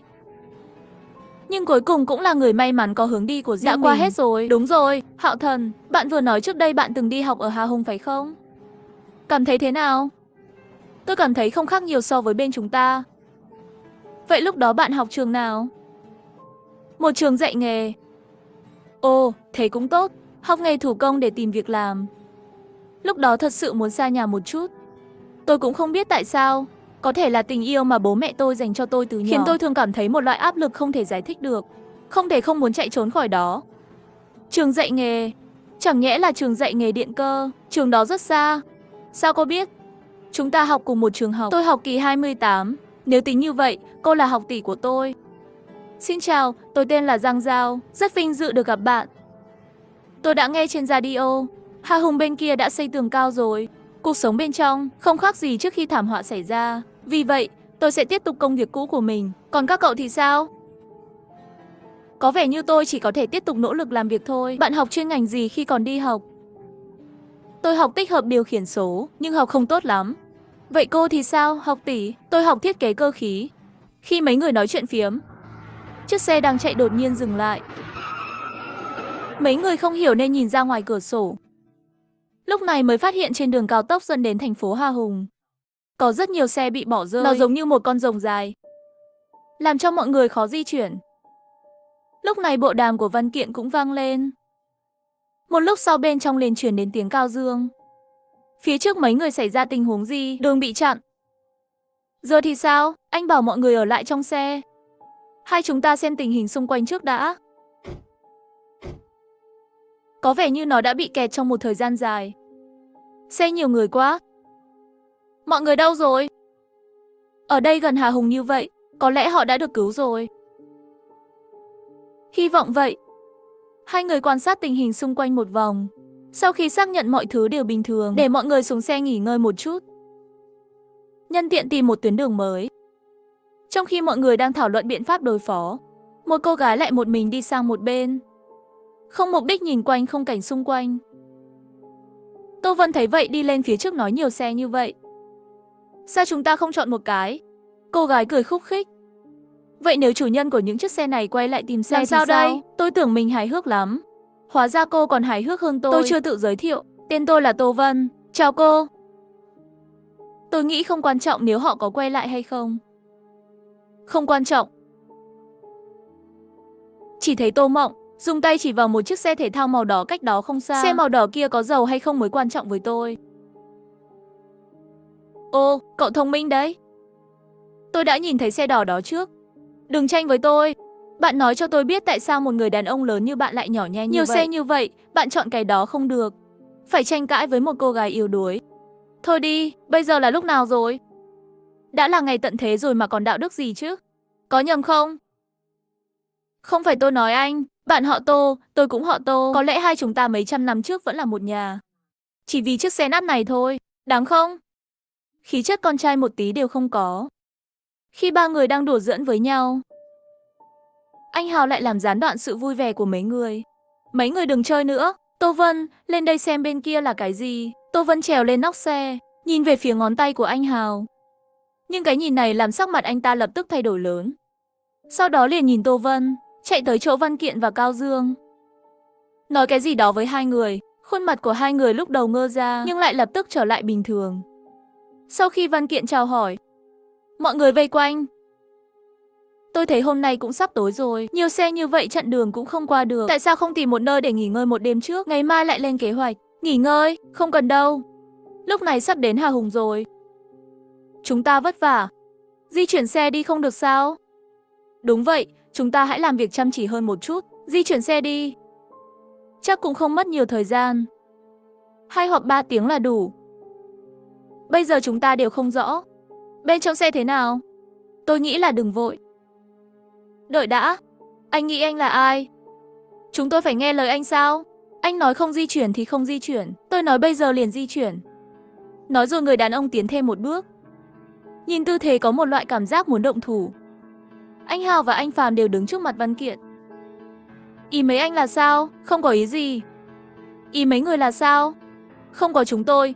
Các người vẫn đang ăn cứt ở nơi đó. Đừng quên chúng tôi đã cứu các bạn. Cứu chúng tôi cầu xin các anh cứu sao? Hơn nữa lúc đó người chịu khổ chính là đàn ông các người. Có liên quan gì đến chúng tôi? Nếu không phải các người nói Hà Hùng bên kia có trạm cứu hộ, ai muốn đi với các anh? Lúc đầu tôi hỏi các bạn muốn tham gia hay ở lại. Các bạn đã chọn đi cùng nhau. Bây giờ lại nói những điều này, không cảm thấy ngại à? Mọi người bình tĩnh nào. Chúng ta có chuyện gì thì từ từ nói. Đều là người của mình, đừng làm tổn thương sự hòa hợp. Anh là cái thá gì chứ? Ai là người của anh? Anh Hào, đừng làm vậy. Ai cũng có suy nghĩ riêng của mình mà thôi. Đừng làm thế. Chỗ này không có việc của cậu đâu. Cậu và Lâm Trần đi đợi trong xe đi. Xem ra các người cũng có chút bản lĩnh. Dạy người ta ngoan ngoãn như vậy. Nói làm gì thì làm. Ha ha, mấy người anh em này chê cười rồi. Chúng ta chỉ ở bên nhau lâu rồi. Giữa chúng ta đều hiểu nhau hơn. Nếu tôi nhớ không lầm, cậu chắc là người dẫn đầu của nhóm này. Ừ. Có thể nói như vậy, vậy tôi sẽ nói cho anh biết. Bây giờ anh không phải là người duy nhất ở đây. Tôi không thể để anh độc quyền ở đây. Rất nhiều người nghe. Mỗi mình anh thôi à? Nhiều người như vậy tự nhiên phải chọn một người dẫn đầu. Nếu bạn một câu tôi một câu, vậy sẽ rất loạn. Họ sẽ nghe lời tôi, thật ra cũng là tin tưởng tôi. Tin tưởng, không thấy, sao tôi cảm thấy. Họ sợ anh hơn. Nghĩ gì cũng được. Nếu các người muốn vậy, vậy tôi cũng không ép ở lại, lấy đồ từ nhà máy ra. Tôi sẽ chia một phần cho các bạn, sau đó để lại cho bạn thêm vài chiếc xe nữa thì sao? Mặc dù từ khuôn mặt của người đàn ông cho thấy một chút không cam lòng, nhưng hắn cũng không phải kẻ ngốc. Sau tất cả, hắn chính mắt nhìn thấy phương pháp của văn kiện đối với người khác, cho nên quyết định nhìn thấy xong thì nhận, đồng ý với các đề xuất được đưa ra trong văn kiện. Không ngờ, đội của chúng ta mới thành lập chưa đầy nửa ngày, đã tách ra rồi. Học tỷ, chị cũng không cần quá buồn, có lẽ hắn và chúng ta vốn không phải là người giống nhau. Tôi không buồn, chỉ tiếc cho họ thôi. Tiếc, nhưng tại sao? Nếu những chiếc xe đó muốn di chuyển, mấy người chúng ta, 3-4 tiếng chắc chắn sẽ dọn sạch một con đường. Nhưng sao hai người họ nói gì cũng không đồng ý, phải đợi qua đêm nay mới hành động. Hơn nữa chúng ta còn đi vội vàng như vậy, tại sao? Nghĩa là nhất định có tình huống gì đó đặc biệt. Hắn không nói với chúng ta, thật ra cũng là muốn thử chúng ta một chút. Tình huống đặc biệt? Không lẽ cô phát hiện ra điều gì sao? Khi họ canh gác trên nóc xe, như tìm thấy gì đó. Tôi vừa nhìn thấy khuôn mặt của Tô Vân thì lúc đó đã xanh rồi. Sau đó, anh ta không biết nói gì với Văn Kiện. Văn Kiện quyết định đưa chúng ta đi. Vậy tại sao họ không cho chúng ta biết sự thật? Hắn làm thế, chỉ muốn xem, chúng ta sẽ chọn, làm theo sự sắp xếp của anh ấy vô điều kiện. Nếu nói với người đó, chắc chắn họ sẽ đi cùng. Bạn không thấy những người đó. Có những người đó ở đây, chắc chắn thành công không đủ, thất bại còn nhiều hơn. Tôi nghĩ Văn Kiện cũng nhìn ra gì đó từ họ. Hãy để những người vốn không nên thuộc đội này rời đi sớm, cũng tốt. Cô mới gia nhập đội này được 1 ngày, sao lại tin họ như vậy? Tại sao bạn trai cô bảo ở lại? Cô cũng không chịu, nhưng khăng khăng muốn đi theo Văn Kiện và Cao Dương. Bạn trai? Hãy chú ý đến từ ngữ của bạn. Từ khi tôi biết tên khốn đó dùng nửa túi gạo khi bán tôi cho con lợn béo đó, chúng tôi đã cắt đứt quan hệ rồi. Sau đó Tô Mộng lại hướng về phía Văn Kiện, nhìn anh ta với ánh mắt ngưỡng mộ, sau đó nói, về tình về lý. Văn Kiện, anh ta là cứu tinh của tôi. Nếu không phải họ, tôi chắc chắn vẫn còn đó, xoa lưng cho bà béo đó. Tôi chưa bao giờ nghĩ đến, người hiện tại lại có thể xấu đến mức này. Cậu nói sai rồi, con người không phải bây giờ mới xấu đi, chỉ là trước đây có quy định pháp luật. Khi những hệ thống cũ không còn tồn tại, mong muốn nguyên thủy nhất trong lòng con người sẽ thoát khỏi xiềng xích. Tôi hiểu các vấn đề, nhưng điều tôi không hiểu là virus bùng phát chỉ hơn nửa năm. Con người có thể trở thành như vậy, tại sao trước đây khi xem phim zombie nước ngoài, đều là 2-3 năm sau mới có thể từ từ xuất hiện tình huống người ăn thịt người này. Tại sao chúng ta mới có nửa năm đã trở thành dạng như thế này rồi? Dân số nước ngoài bao nhiêu? Chúng ta có bao nhiêu? Một thành phố ít dân nhất, ít nhất phải có hơn 300.000 người. Cho dù có một nửa số người may mắn không bị nhiễm bệnh, vẫn sẽ có gần 150.000 người nhiễm bệnh. 150.000 đó là khái niệm gì? Đây là thành phố ít dân nhất. Nếu đổi thành lại, các thành phố hạng Anh với dân số hơn 20 triệu người, không thể tưởng tượng được. Vận chuyển vật liệu, nhà kho cần người. Bây giờ không ai làm việc nữa, thức ăn cũng không nhập khẩu vào được. Cả thành phố có bao nhiêu cái miệng? Đếm tất cả các cửa hàng trong thành phố, thứ đó ăn được bao lâu? Trong trường hợp đói mắt, cái gì cũng có thể làm được. Tôi nhớ khi thảm họa bắt đầu, một số đức mẹ thậm chí còn kêu gọi đừng làm hại những người bị nhiễm bệnh. Đúng vậy, còn có những người làm khoa học phổ biến bác bỏ tin đồn. Bây giờ nghĩ lại thì thật buồn cười. Các người nói những người đó bây giờ thế nào? Còn có thể thế nào nữa? Cái này còn phải nghĩ. Này, bây giờ nếu có thể ăn một bát mì trộn cay thì tốt biết bao. Bây giờ tôi đặc biệt muốn uống một tách trà sữa. Tôi cũng vậy. Nếu có thể uống một ly nước nóng thì càng tốt. Đang nói chuyện, đoàn xe của mấy người Văn Kiện đến gần nhà máy gần đường cao tốc. Kiểm tra một vòng quanh tường nhà máy. Sau khi xác nhận an toàn, mấy người liền dự định tối nay ở lại khu vực nhà máy một đêm. Trước đây là nhà máy gì vậy? Sao thậm chí không có nhãn hiệu? Thật đấy, trên bản đồ này cũng không có đánh dấu. Nơi này từng làm gì? Nhà máy nào cũng được, vào trước nói sau. Anh Hào, phần còn lại là tùy thuộc vào bạn. Anh Hào gật đầu mỉm cười. Không lâu sau đã mở được cửa nhà máy. Không gian trong khu vực nhà máy rất lớn, mấy người chọn tòa nhà gần sân ngoài. Làm điểm dừng chân tối nay, Văn Kiện, Cao Dương và những người khác kiểm tra tình hình trong tòa nhà. Sau khi xác nhận mọi thứ bên trong đều bình thường, mấy người mới vào. Tô Vân, Vũ Phàm, đợi tí nữa hai người kể cho họ. Khu vực hoạt động chỉ giới hạn ở tòa nhà này, đừng để họ ra ngoài, càng không nên tùy tiện đi lại trong khu vực nhà máy. Hai người gật đầu. Sau đó rời khỏi tầm nhìn của Văn Kiện. Đứng trên mái nhà, Văn Kiện cầm kính viễn vọng nhìn ra xa. Thở dài một hơi. Vừa rồi đã thống kê rồi, đồ ăn chúng ta mang theo, nếu tiết kiệm chút. Hỗ trợ 3-4 ngày không có vấn đề gì. 3-4 ngày là đủ rồi. Bao lâu nữa họ đến đây? Nhanh rồi, chắc là 1 tiếng thôi. Mấy người đó không biết đẩy xe thế nào rồi. Họ không di chuyển xe, hình như đánh nhau rồi. Đánh nhau rồi. Chuyện gì vậy? Ai biết, cứ để họ yên. Khi họ chọn không ở cùng chúng ta, đã không liên quan gì đến chúng ta rồi. Vậy chuyện này có nên nói với Hạo Thần, Giang Giao không? Tôi nghĩ là không cần nữa. Để không gây ra sự hoảng loạn không cần thiết, bảo họ tránh xa cửa sổ một chút là được rồi. Được rồi, tôi biết rồi. Chờ một chút, Cao Dương. Còn gì nữa không? Quên đi. Đi đi. Lúc này ở phía bên kia, mấy người cũng đã tìm được phòng riêng. Nói là phòng, thực ra chỉ là phòng làm việc cũ thôi. Hai vợ chồng Kỳ Kiệt, Huy Đình ở cùng một phòng, Lâm Công, Nhã Như ở phòng bên cạnh. Mấy người còn lại chia thành nam nữ, mỗi người chiếm một phòng. 4 phòng gần với nhau, nhưng lại không làm phiền nhau. Khi Văn Kiện chuẩn bị rời khỏi mái nhà, Giang Giao, Hạo Thần và Khả Hân mới gia nhập đội lại đi tới. Mấy người có việc gì không? Chúng tôi muốn biết sự thật. Sự thật? Ý mấy người là sao? Tôi không hiểu các người đang nói gì. Anh có nghĩ chúng tôi là người của anh không? Cô đang nói về cái gì vậy? Tất nhiên chúng ta là người của chúng ta. Trong trường hợp đó, tại sao anh không nói sự thật với chúng tôi? Tôi cũng không biết. Tô Vân và anh Hào nhìn thấy cái gì, nhưng sau khi nói với anh xong, anh vội vàng đưa chúng tôi đi. Những chiếc xe chặn đường cao tốc, muốn rời đi chắc chắn cũng không phải chuyện gì khó khăn. Trừ khi có trường hợp đặc biệt nào đó. Tôi nói đúng chứ?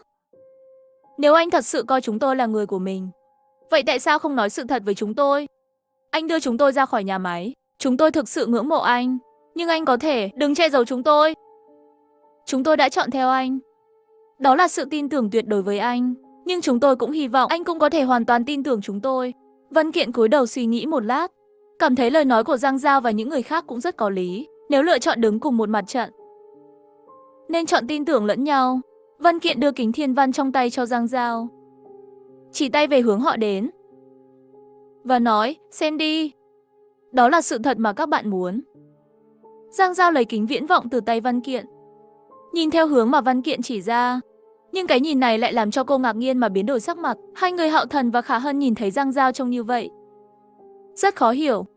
Đã lấy kính thiên văn từ tay Giang Giao, nhìn về cùng một chỗ, chỉ thấy cách họ chưa đầy 10 km. Một nhóm lớn người bị nhiễm giống như gió to sóng lớn, đi về hướng đường cao tốc.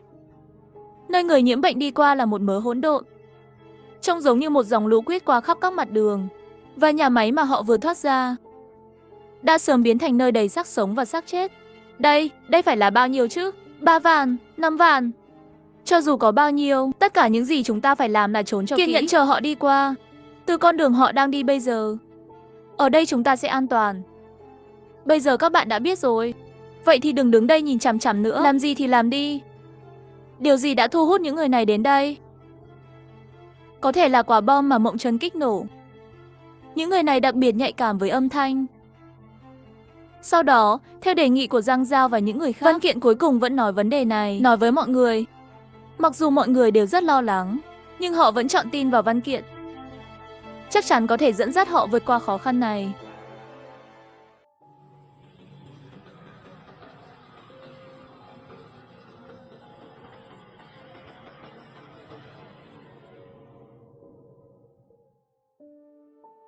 Sau khi đóng gói mọi thứ, mấy người liền ngồi cùng nhau nói chuyện bàn tán. Mọi người cũng quen nhau rất nhiều, thấy trời dần tối dần. Mọi người cũng dần dần có cảm giác buồn ngủ, trở về phòng của mình. Lát sau chỉ còn ở lại 3 người. Vũ Phàm, Hạo Thần, Tô Mộng. Lúc này nếu có bài thì tốt rồi. Ba chúng ta đúng lúc đấu địa chủ. Sao? Anh đánh giỏi lắm à? Vậy còn phải nói sao? Hồi đó tôi cũng là một nhân vật nổi tiếng. Thật à? Sao tôi không tin vậy? Không có bài mà. Nếu không tôi đã cho cô thấy tôi giỏi như thế nào rồi. Hai người đã từng thích chơi những thứ này chưa? Thẻ, mặt trược, những thứ này. Tôi chơi tạm ổn, trước đây trong năm mới, cùng chơi bài với gia đình. Tôi sẽ đấu địa chủ, còn chơi không tốt. Mấy người lại nói lung tung nửa ngày. Đang nói và cười, Văn Kiện và Cao Dương đi tới. Sao chỉ có mấy người? Anh Hào đâu? Anh Hào đâu rồi? Cho họ chút thời gian đi.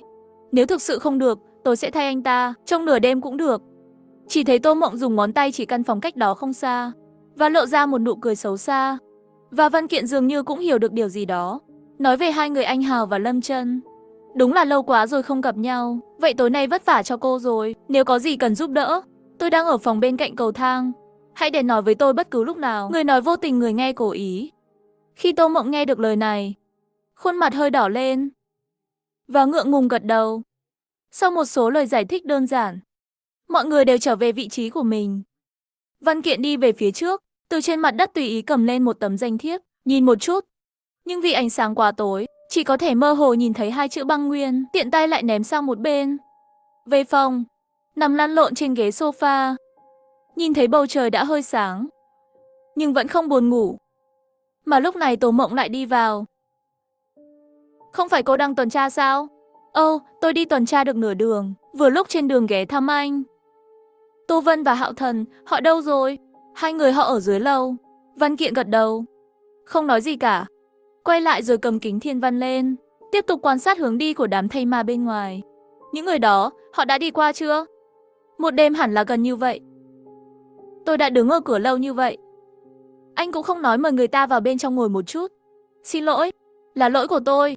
Không sao đâu, tôi chỉ đi tuần tra nên hơi mệt thôi. Lại đây nghỉ ngơi, yên tâm sẽ không lâu đâu. Lát nữa tôi còn phải đi tuần tra đây. Cô là cố ý đến tìm tôi phải không? Vâng, nhân tiện nói với anh, cảm ơn anh. Tại sao? Cảm ơn vì đã cứu tôi, không thì tôi là cứu chúng ta. Cô không cần phải làm thế, cứu các người hoàn toàn xuất phát từ một loại bản năng nào đó. Không ai muốn sống ở nơi đó mãi mãi, để mặc người khác giết mổ. Mặc dù bây giờ đã là ngày tận thế rồi, nhưng tôi luôn nghĩ, có những thứ trên cơ thể con người không thể vứt bỏ. Vâng, bất kể thế giới như thế nào, chúng ta vẫn là con người. Một số việc là điểm mấu chốt của chúng ta không thể để mất, nhưng có những việc chúng ta phải làm. Những việc cần làm. Ý cô là sao? Trong khi Văn Kiện vẫn còn nghi ngờ về câu nói này, Tô Mộng đã dựa người gần về phía anh ta. Cô ấy nhìn chằm chằm vào mắt Văn Kiện, không thể không mím môi khô nứt nẻ của mình. Lúc này trong thân thể giống như có một ngọn lửa. Cứ như vậy, hai người nhìn nhau, khoảng cách giữa nhau càng ngày càng gần. Từ cảm giác thanh thanh nông cạn thăm dò đến sâu hơn, bước vào cuộc tìm kiếm như một cơn bão, làm người ta mất cảnh giác. Sự hưng phấn quấn quanh đầu lưỡi, tất cả thân thể đều tự chủ run rẩy. Ngọn lửa trong cơ thể Tô Vân lúc này càng quấn chặt nhau hơn. Khi hai người muốn tiếp tục khám phá, Văn Kiện đột nhiên đẩy Tô Mộng ra. Không được. Sao thế? Tôi đã kết hôn rồi. Tôi không thể làm thế. Thì ra anh quan tâm chuyện này sao? Không thì tôi chưa sẵn sàng. Không, cũng không phải. Đó là những gì tôi đã nói với cô. Nếu đây là cách cô cảm ơn. Không cần đâu. Vậy vợ anh đang ở đâu? Tôi không biết. Tôi đoán đó có thể là nơi ẩn náu của Hà Hùng. Đây cũng là lý do chúng tôi đến Hà Hùng. Được rồi, tôi biết rồi. Nếu ý tôi là nếu, anh sẽ chọn ở bên em chứ? Văn Kiện không nói, lấy kính thiên văn đặt trên bàn, đi về phía cửa sổ, tiếp tục quan sát chuyển động của đám thây ma. Vì vậy, Tô Mộng cũng dần dần hiểu được câu trả lời của Văn Kiện dành cho cô, không nói thêm gì nữa. Buồn bã rời đi, không biết từ đâu có tiếng chuông. Âm thanh buồn tẻ lướt qua ánh sáng ban mai, có vẻ đặc biệt khắc nghiệt. Hướng chuông rất gần khu vực nhà máy. Văn Kiện cầm kính thiên văn lên, nhìn lại đám thây ma. Khuôn mặt thay đổi ngay lập tức.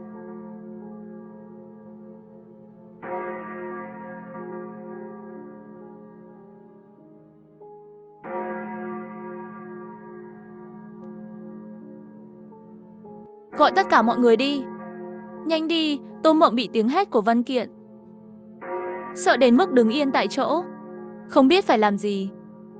Còn đứng đó làm gì? Nhanh lên, bị Văn Kiện hét lên. Tô Mộng lúc này mới lấy lại tinh thần, nói rồi chạy đến chỗ mấy người nghỉ ngơi. Hai người Hạo Thần và Vũ Phàm cũng đến bên cạnh Văn Kiện và lo lắng hỏi, anh Văn, bao lâu nữa họ đến chỗ chúng ta? Khoảng 20 phút nữa. Hy vọng mọi thứ vẫn còn kịp. Và phía bên kia, Tô Mộng và anh Hào gọi những người còn đang ngủ, đánh thức tất cả, nói vì tiếng chuông mà thây ma thay đổi hướng.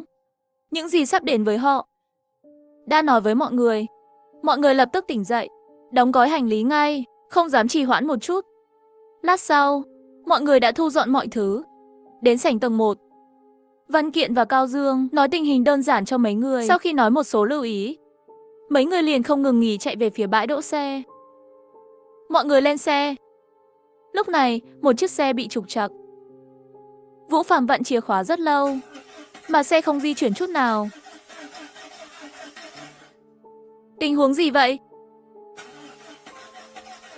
Không khởi động xe được. Bạn mở nắp khung máy ra để tôi xem. Dây bị hỏng rồi, chờ sửa cũng không kịp.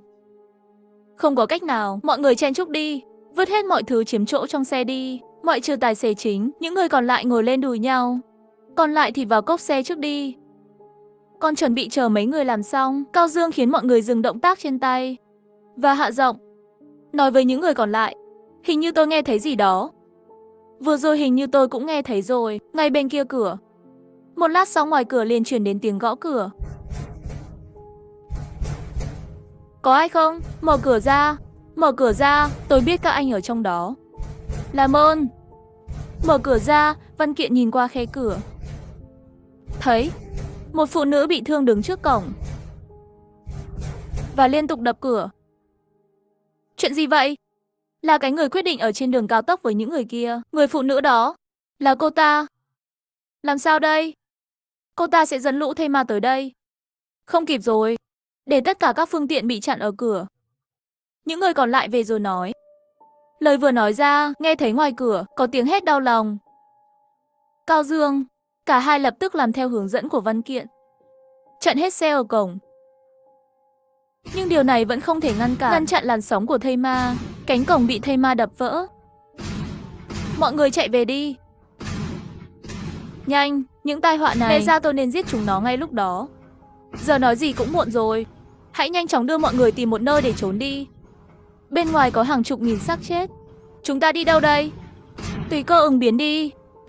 Vừa chạy trở lại tòa nhà, xác chết ngoài cửa giống như lũ lụt vỡ bờ. Quét đến. Ngay cả chiếc xe bị kẹt ở cổng cũng bị đẩy ra. Mọi người nắm bắt thời gian. Anh Văn, cửa thoát hiểm bị khóa rồi. Không mở được. Tôi sẽ giải quyết, các người che chở cho tôi. Không kịp. Một phút là được rồi. Nhìn thấy thây ma cách mọi người càng ngày càng gần, Lâm Sung bỗng nhiên nghĩ ra. Chỉ thấy anh ta bắn bừa bãi mấy phát về phía xác sống, sau đó chạy về hướng ngược lại với mấy người kia. Cậu làm gì vậy? Quay lại đi, tôi vốn còn 20 tập nữa, nhưng không thể liên kết một cách hệ thống, chỉ có thể kết thúc sớm. Tôi sẽ đi trước. Bảo trọng nhé. Hẹn gặp lại trong kịch bản tiếp theo. Lâm Thông vừa nói vừa chạy ra ngoài tòa nhà, tự mình thu hút một số thây ma, dành một phần thời gian cho một vài người. Nhưng điều này đối với hàng chục ngàn xác sống là một điều vô cùng khó khăn. Nhưng cũng may là vào giây phút cuối cùng khi thây ma xông đến, đóng cửa lối thoát hiểm. Sau đó vài người đi theo Văn Kiện, chạy về phía tầng hầm. Anh Văn, sao chúng ta không chạy lên mái nhà? Tôi đã xem sơ đồ mặt bằng của nhà máy ở đây trước đây. Tầng 2 âm ở đây đều là giao tiếp với nhau. Tòa nhà này đã bị người nhiễm bệnh chiếm. Chúng ta có thể từ tầng 2 âm bên này chạy đến tòa nhà làm việc đằng kia. Bên này cách Hà Hùng không xa. Chúng ta có thể gửi tín hiệu chờ cứu hộ. Mọi người theo Văn Kiện. Lát sau, rồi đến một tòa nhà làm việc khác. Tầng 2 của tòa nhà, vì bên trong tòa nhà này vẫn chưa được dọn dẹp, cho nên mấy người đều hết sức cẩn thận. Anh Hào, Kỳ Kiệt, hai người đợi ở đây với họ. Cao Dương, Tô Vân, hai người đi với tôi để phát tín hiệu cầu cứu. Anh Hào, Kỳ Kiệt, Tô Mộng, Mấy người một lát nữa khi nghe thấy tín hiệu, chạy về phía mái nhà. Nhưng chúng ta phải làm gì? Còn nhớ tiếng chuông đêm qua không? Nếu tôi không nhầm, chuông ngày hôm qua, nó được truyền từ phòng livestream của tòa nhà này. Chúng ta có thể sử dụng nó, gửi tín hiệu cầu cứu đến nơi trú ẩn ở Hà Hùng. Tôi thấy được, vậy phòng livestream ở đâu? Chúng tôi cũng không rõ. Yên tâm đi. Tôi đã xem sơ đồ mặt bằng của hai tòa nhà này rồi. Phòng phát sóng ở tầng 4.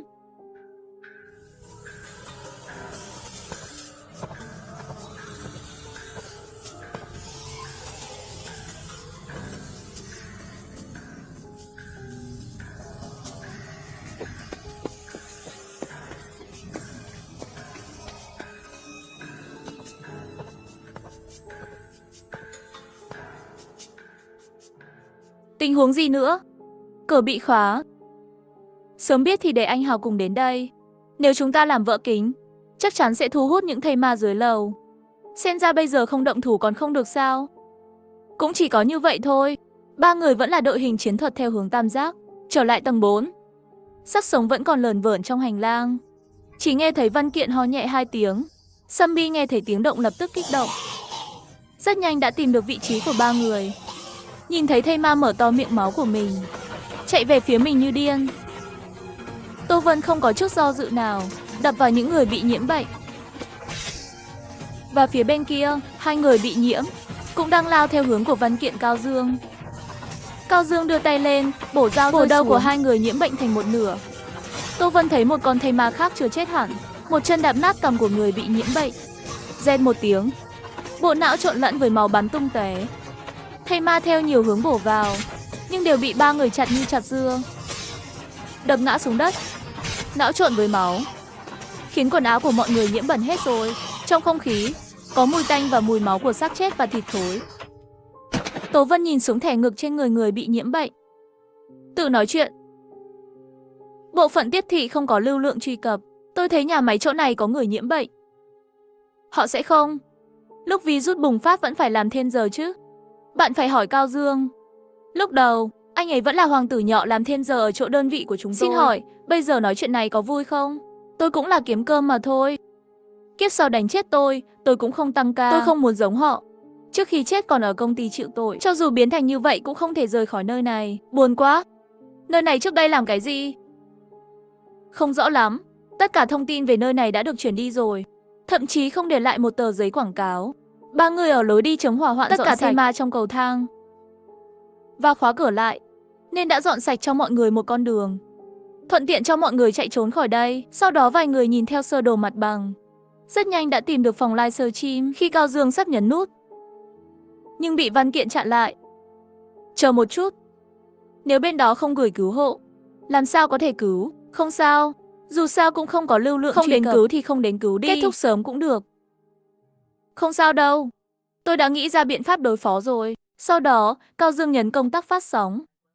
Theo thời gian, âm thanh báo động giống như thanh kiếm sắc bén xuyên qua bầu trời. Xác sống trên quảng trường cũng bị quấy nhiễu, trở nên bạo lực, đi theo âm thanh hướng về phía tòa nhà bên này. Bởi vì trước đây đã dọn sạch một lối đi, vì vậy, mọi người nhanh chóng đến mái nhà. Hai người anh Hào và Tô Mộng vẫn còn ở trên mái nhà, đã viết một chassis lớn. Anh Văn, giờ chúng ta nên làm gì bây giờ? Bây giờ những gì chúng ta có thể làm chỉ có thể là kiên nhẫn chờ cứu hộ. Nhưng tiếng còi báo động vẫn tiếp tục. Sau khi đổ chuông trong 2 hoặc 3 giờ, nhưng vẫn không thấy bất kỳ sự giúp đỡ nào. Bây giờ không chỉ toàn bộ nhà máy, ngay cả toàn bộ tòa nhà cũng đã bị thây ma lấp đầy. Tình huống hiện tại đã đẩy mọi người đến tuyệt vọng rồi. Phải làm sao đây anh Văn? Có lẽ chúng ta thật sự phải chết ở đây rồi. Không, tin tôi đi. Cho tôi thêm chút thời gian. Tình huống này bây giờ, còn cách nào khác không? Bây giờ chúng ta còn bao nhiêu thức ăn nữa? Mọi thứ đều ở đây. Chỉ có một chút thôi. Chúng ta nhiều người như vậy căn bản không đủ ăn. Chẳng lẽ chúng ta chỉ có thể kết thúc ở đây sao? Nhìn dòng chảy vô tận của xác chết, Văn Kiện ngay lúc này nhưng cũng cảm thấy cảm giác bất lực. Trong nháy mắt lại qua thêm 5 ngày nữa. Vật tư mang theo cũng không còn nhiều. Không chỉ vậy, những ngày này những người trên mái nhà, vì trên cao quá lạnh, Giang Giao và Hạo Thần cũng bị nhiễm gió lạnh. Văn Kiện nhìn xuống đất, tinh thần thấp thỏm. trong lòng rất vội. Nếu tiếp tục như vậy, ngay cả khi những thây ma bên ngoài không ăn thịt họ cũng sẽ chết đói ở đây. Anh Văn, mau nghĩ ra cách đi. Nếu tiếp tục như vậy, chúng ta chắc chắn sẽ không tồn tại được lâu đâu. Phải, sếp, nghĩ cách nào đi. Mọi người vây quanh Văn Kiện. Bạn nói một lời tôi nói một lời. Muốn làm Văn Kiện, giúp họ tìm ra giải pháp cho vấn đề. Mà Văn Kiện cũng nghĩ mãi không muốn. Nhưng hàng chục ngàn thây ma đã sớm làm các lối đi không còn lối ra. Muốn ra ngoài rất khó. Nếu thật sự không được, chúng ta sẽ chiến đấu với họ. Chiến đấu như thế nào? Chỉ dựa vào mấy người chúng ta. Chiến đấu với hàng chục ngàn thây ma bên ngoài. Cậu điên à? Vẫn là trước đây xem video ngắn xem ngớ ngẩn rồi. Tưởng nhà nào cũng có Gatling à? Vậy anh nói sao? Không thể chết đói ở đây được. Bây giờ tôi sẽ nói với các bạn một chuyện. Thực phẩm tôi phân phát còn một ngày nữa. Ăn xong rồi. Chúng ta sắp hết đồ ăn rồi. Không liều mạng còn có thể làm gì nữa. Của chúng ta không còn nữa. Chúng tôi cũng vậy. Làm sao đây? Bây giờ không có ăn không nói. Còn ốm tận 2 người. Không được. Hãy tìm cách. Xem có thể đổi chỗ khác ra ngoài không. Nhìn xung quanh. Toàn bộ nhà máy chỉ có một cánh cửa đó. Bây giờ tất cả đều là thây ma. Nếu muốn ra ngoài, chúng ta phải tìm một nơi an toàn để đào một cái hố. Sau đó leo ra ngoài. Vậy thì đục đi. Nói thì dễ. Làm thế nào để đục? Tất cả đều là bê tông cốt thép. Cho dù đào được rồi, lại muốn chúng ta cứ thế đi qua à? Kể cả khi chúng ta ra ngoài, không có xe không phải vẫn không thể sống sao? Sao chúng ta không tìm cách chia chúng thành 2 nhóm? Sau đó lại quét sạch từng con thây ma một, chia thành 2 cặp, chúng ta tổng cộng 8-9 người. Còn phải chia thành 2 cặp. Một đôi 3-4 người chống lại mấy vạn con zombie. Đùa nhau à? Như vậy không được, kia cũng không được, gọi cứu hộ cũng không gọi được, làm sao đây? Lúc đầu không nên mềm lòng, để lại một vài tai họa. Cho dù không có mấy cái kia thây ma, cũng sẽ bị thu hút bởi tiếng chuông ở đây. Như vậy không được, xem ra phải nghĩ ra cách rồi. Văn Kiện, anh đã có ý tưởng chưa? Thử đi. Lão Cao, anh Hào, Kỳ Kiệt, 3 người che chở cho tôi. Cứ nói đi. Làm thế nào chúng tôi có thể giúp bạn? Xe của chúng ta đậu ở đằng kia, bây giờ đã có một chiếc xe không thể sử dụng được nữa. Vậy thì để nó phát huy tác dụng lớn nhất. Lão Cao, chuyện này nhờ hết vào anh. Tìm cách để chuông báo động xe vang lên. Tôi sẽ đi theo đường ống xuống phòng. Sau đó đi theo đường màu xanh. Sau khi đi từ tầng 2 quay trở về tòa nhà đó, sẽ gửi tín hiệu cho anh. Các bạn làm hết sức mình, giúp tôi lôi đám thây ma ra khỏi xe. Sau đó tôi có thể lái xe đưa xác sống đi. Chuyện phía sau sẽ giao cho các bạn. Còn chúng ta thì sao? Đi với Kỳ Kiệt và tôi để dọn dẹp mấy thây ma dưới lầu. Sau khi nhìn thấy tín hiệu của tôi, hãy ném những thứ đó ra ngoài cửa sổ. Tiếng động càng lớn càng tốt. Văn Kiện, như vậy có hơi quá mạo hiểm không? Tôi đã nói rồi, nếu các người chọn theo tôi, vậy tôi nhất định sẽ bảo vệ các bạn chu đáo. Văn Kiện, nếu không thì thôi đi. Chờ chút, không chừng lát nữa sẽ đến cứu hộ. Nếu sẽ đến, họ đã đến sớm rồi, dù thế nào cũng phải thử xem. Dưới sự chỉ huy của Văn Kiện, mọi người bắt đầu hành động. Xe cách tòa nhà khoảng cách thẳng khoảng 130 mét. Nhưng làm vỡ kính cửa sổ. Đối với Cao Dương, người đã được huấn luyện, cũng không khó. Cửa sổ bị vỡ và tiếng còi báo động vang lên, khiến tầm nhìn của đám thây ma dưới lầu tất cả đều tụ tập ở đó. Văn Kiện và những người khác cũng nhân cơ hội đi theo đường ống nước, đến phòng dưới lầu. Phòng này lạ quá. Tại sao có nhiều tủ hồ sơ như vậy? Và tất cả đều là khóa mật khẩu. Cánh cửa này cũng lạ lắm. Chỉ một căn phòng thôi mà còn sử dụng vật liệu như này. Quên chuyện này đi, dọn dẹp những thây ma đó trước đã. Nói xong 3 người liền che chở lẫn nhau rời khỏi phòng. Nhưng khi cánh cửa mở ra, khiến Văn Kiện ngơ tại chỗ ngay lập tức.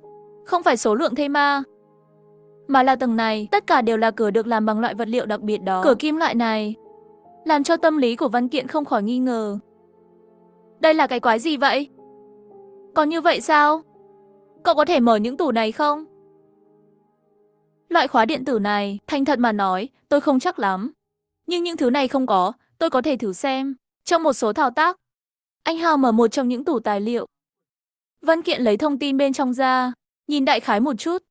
Lúc này mới phát hiện, hóa ra nơi mà mấy người đang ở là một nhà máy sản xuất vũ khí. Không chỉ vậy, Văn Kiện cũng tìm thấy một bảo bối. Chúng ta được cứu rồi. Văn Kiện, cậu phát hiện gì sao? Các người có biết trước đây nhà máy này làm gì không? Không biết là làm gì. Đây là nơi sản xuất vũ khí. Mọi người xem, đây là bản vẽ họ để lại trước đó. Trên đó còn đánh dấu vị trí của kho vũ khí hạng nặng. Không chỉ vậy, và cái này, quả lựu đạn nhỏ cũng được tìm thấy bên trong. Nhưng chỉ có cái này thôi. Thời điểm quan trọng cũng có thể đóng vai trò lớn. Nhưng có hai vấn đề trước mắt, chúng ta sẽ đi như thế nào? Cho dù là qua được, nếu bên kia vẫn là loại khóa thông minh này, chúng ta làm gì đây? Nơi này, chỉ có nhân viên mới có thể truy cập. Nhân viên? Phải, tầng 4. Những nhân viên ở tầng 4 hẳn là có thể tự tính. Nhưng tầng 4 bây giờ toàn bộ tầng đều là thây ma, làm thế nào mới được? Chỉ có đánh cược thôi. Đặt cược, anh Văn Kỳ anh là sao? Những người sống sót mà tôi đã thấy trong phim. Họ sẽ lấy nội tạng và máu của xác sống, bôi lên cơ thể. Điều này khiến những người bị nhiễm bệnh bối rối. Tôi nghĩ chúng ta có thể thử. Anh Văn, chuyện này cũng quá mạo hiểm, đó là phim. Nếu như không giống những gì như trên phim, vậy không phải là chủ động cho chúng ăn sao? Đúng rồi, Văn Kiện. Nếu không thì nghĩ cách khác đi. Dù sao, chúng ta đều phải thử một chút, tôi sẽ dẫn đầu. Nếu tôi thất bại, vậy thì các bạn phải nghĩ cách khác. Văn Kiện lấy nội tạng và máu của xác chết, bôi lên toàn bộ cơ thể. Mùi vị không thể diễn tả được. Anh ta cố gắng chịu đựng, gần như muốn nôn ra. Và lúc này Kỷ Kiệt cũng làm theo phương pháp của Văn Kiện. Thoa nội tạng của thây ma khắp người. Văn Kiện không rõ nên hỏi. Kỷ Kiệt, anh đang làm gì thế? Nếu có chuyện gì xảy ra, hai chúng ta cũng có người chăm sóc. Nhưng, không những nhị gì cả. Tôi tin anh. Hai người nhìn nhau cười. Suy nghĩ của nhau là hiển nhiên. Sau đó hai người đi theo lối đi an toàn. Đến vị trí tầng 4.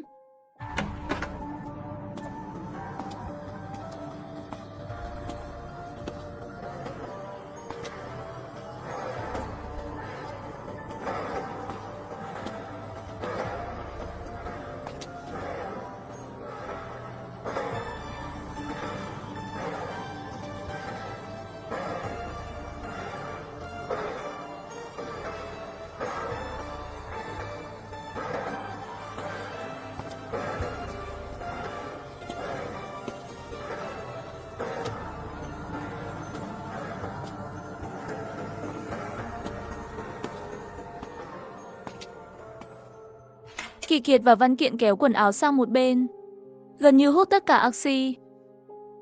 Và những người khác cũng không thể chịu được mùi này. Tô Mộng nhíu mày nói. Văn Kiện, Kỷ Kiệt, hai người có rơi xuống hồ xí không? Đây cũng là không có cách nào. Tôi không dám thở ở dưới đó. Nhưng may là chúng ta đã có thứ mình muốn. Nhưng vấn đề là, chúng ta nên qua nhà kho bên kia như thế nào? Nhà kho, những nhà kho đó bị sao vậy? Chúng tôi đang ở phòng hồ sơ dưới lầu, tình cờ phát hiện, khu vực nhà máy này chúng ta đang ở bây giờ thật ra là một kho vũ khí, và tôi có một bản kế hoạch ở đây. Nó cũng đánh dấu kho vũ khí hạng nặng này. Nhưng chúng ta sẽ làm thế nào? Phương pháp này tôi và Kỷ Kiệt vừa rồi đã thử rồi. Không thành vấn đề, vậy trong trường hợp này, hãy bắt đầu nào. Mọi người, theo phương pháp mà Văn Kiện nói, thoa hết máu và cơ quan của thây ma lên toàn thân. Mặc dù mùi vị không thể chịu đựng được, nhưng tất cả chỉ để có thể sống sót. Kho vũ khí hạng nặng ở khu Anh, khoảng 700 mét từ đây. Mọi người tay trong tay, đừng buông ra. Tôi sẽ dẫn đầu. Thân thể của hai người Giang Giao và Hạo Thần, không biết có chịu được không? Anh ơi, yên tâm đi.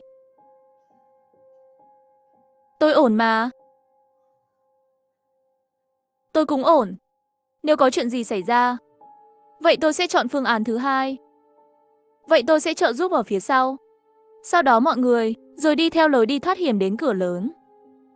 Văn Kiện rõ ràng do dự khi mở cửa. Bởi vì anh ta biết nếu mở cửa, mấy người liền không còn chỗ quay đầu nữa.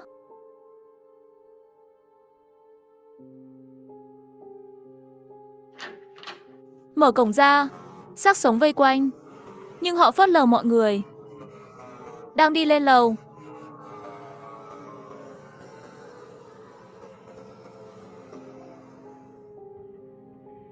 Tiếp xúc gần như vậy với thây ma, khiến hai chân Khương Giao và Tô Mộng mềm nhũn. Nhưng mùi khó tả đó mới là nguy hiểm nhất. Mỗi hơi thở, cảm giác hít mùi hôi thối đó vào khoang mũi. Nó giống như bơi trong hố xí vậy.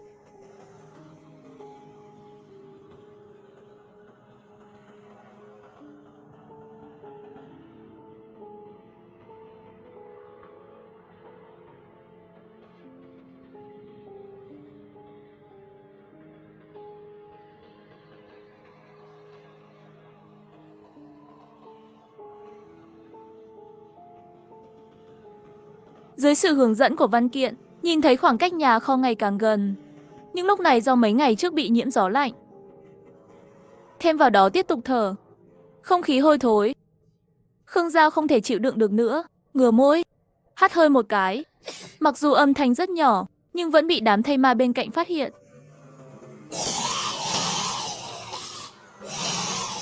Văn Kiện thấy không ổn, kéo mấy người liền chạy về hướng nhà kho. Những thây ma xung quanh cũng giống như thú dữ, quay lại với mấy người. Văn Kiện cao dương dẫn đầu, chém tất cả thây ma ở phía trước xuống đất. Tô Vân, Lâm Chân, Giang Giao và những người khác cũng đều cầm vũ khí phản công. Kỳ Kiệt, Vũ Phàm trợ giúp ở phía sau, hạ gục từng thây ma một, nhưng lại từng con một xông tới, như vô tận.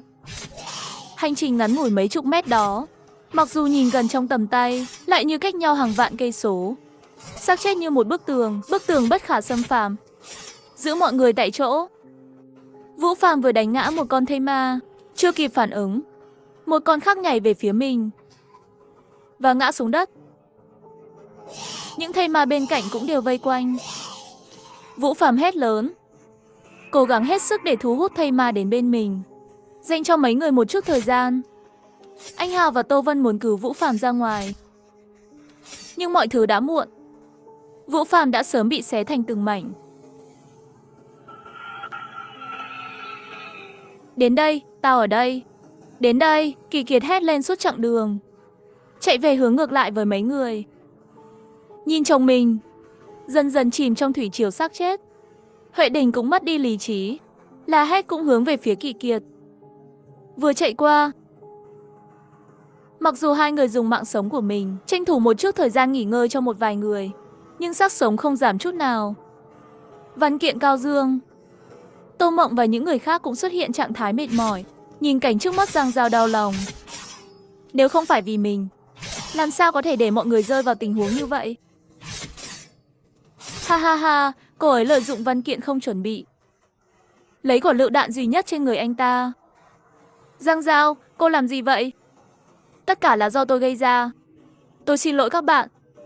Đừng suy nghĩ lung tung, chuyện này không liên quan gì đến cô. Quay lại đi. Trong lúc nói chuyện, Giang Giao đã xông vào đám xác chết. Sau đó là một tiếng nổ lớn, thây ma vây quanh Giang Giao bị nổ tung lên trời. Mở một con đường cho mọi người. Mọi người nhanh lên.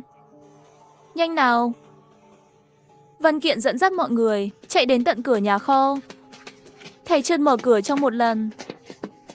Sau khi mọi người chạy vào nhà kho, lập tức khóa cửa lại. Mặc dù xác chết ngoài cửa vẫn liên tục đập vào cửa, nhưng đã hết nguy hiểm rồi. Văn Kiện cậu xem. Nhìn lại, chỉ thấy một chiếc xe tăng lớn xuất hiện trước mắt mọi người. Đó là một mẫu xe tăng lưỡng dụng trên biển và trên bộ của CQC.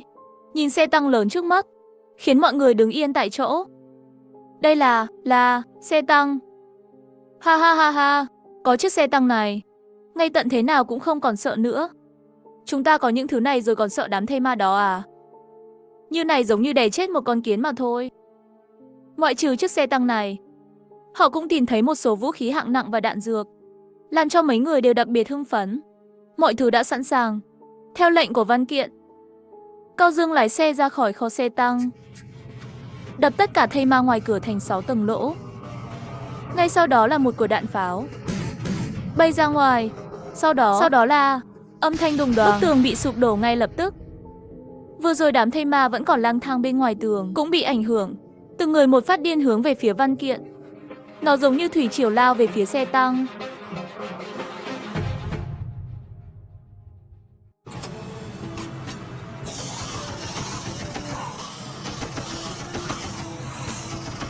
Mặc dù có nhiều người nhiễm bệnh, nhưng dù sao họ cũng là máu thịt, làm sao có thể chống được sức mạnh của xe tăng. Những người bị nhiễm bệnh bị đè dưới xe tăng, nhưng đám thây ma đó trở thành miếng thịt nghiền, bị xe tăng ép thành thịt. Xe tăng gầm rú. Xe tăng đi đến đâu thì bị nghiền đến đó, giống như một con rồng sắt. Trong nháy mắt, trong không khí có mùi máu nồng nặc và mùi thối rữa.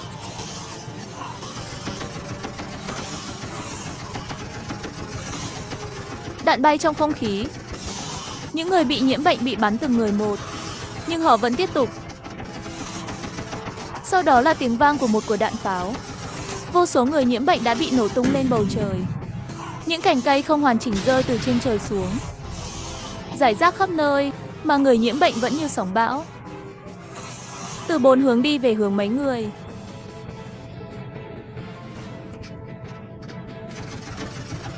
Lúc này hầu hết mọi người đều tham gia chiến đấu. Viên đạn liên tục phun ra ánh lửa, nghiêng xuống như mưa lớn. Những người bị nhiễm bệnh từng người một, lại một cái khác xông lên. Số lượng nhiều nhất giống như vô số đàn kiến. Chứa cánh tay bị gãy và thịt thối rữa, bao phủ gần như toàn bộ con đường. Tiếng súng và tiếng gầm rú của người nhiễm bệnh vang khắp bầu trời. Ai ngờ nhiều người nhiễm bệnh lại vây quanh họ. Mặc dù Văn Kiện, Cao Dương và những người khác có vũ khí mạnh mẽ, nhưng hành động của người nhiễm bệnh cũng vừa nhanh vừa đông, khiến tốc độ xe tăng không nhanh bằng người nhiễm bệnh. Vừa mới dừng một chút ở đây, người nhiễm bệnh ở đó đã gần kề rồi. Không chỉ là cơn đói khát của mọi người, trong không khí có mùi hôi và khói đạn. Ngay cả khi ngậm chặt miệng, vẫn ngửi thấy, khiến người khác khó chịu.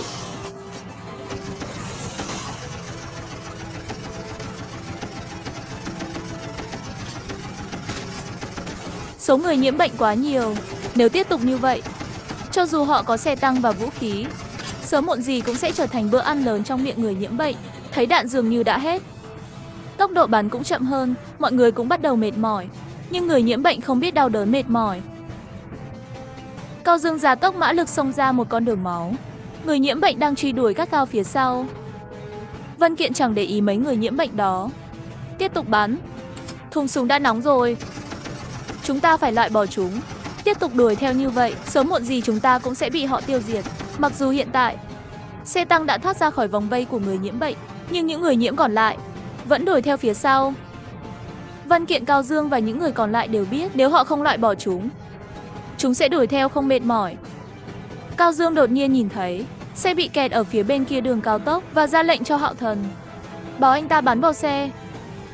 Với vài tiếng súng, chiếc xe chặn đường cao tốc bên cạnh bị bắn nổ tung. Sau đó là một loạt các phản ứng dây chuyền. Xe bị nổ tung. Một số người bị nhiễm, bị thu hút vào một con đường khác. Cao Dương đạp một chân ga, người nhiễm bệnh đã bị bỏ lại rất xa. Lái xe rất lâu. Hà Hùng hoan nghênh bạn. Một vài chữ lớn đã xuất hiện ở lối ra tốc độ cao cách đó không xa. Bởi vì kích thước của xe tăng quá lớn để đi qua, cho nên Văn Kiện mấy người chỉ có thể thay đổi phương tiện vận chuyển. Nhưng trước đó, Văn Kiện và những người khác vẫn sẽ giấu xe tăng trong một khu rừng gần đó và đặt một số cành cây trên đó để đạt được hiệu quả che giấu đi xe tăng. Sau khi chuẩn bị mọi thứ, mọi người liền tiến vào thành phố Hà Hùng.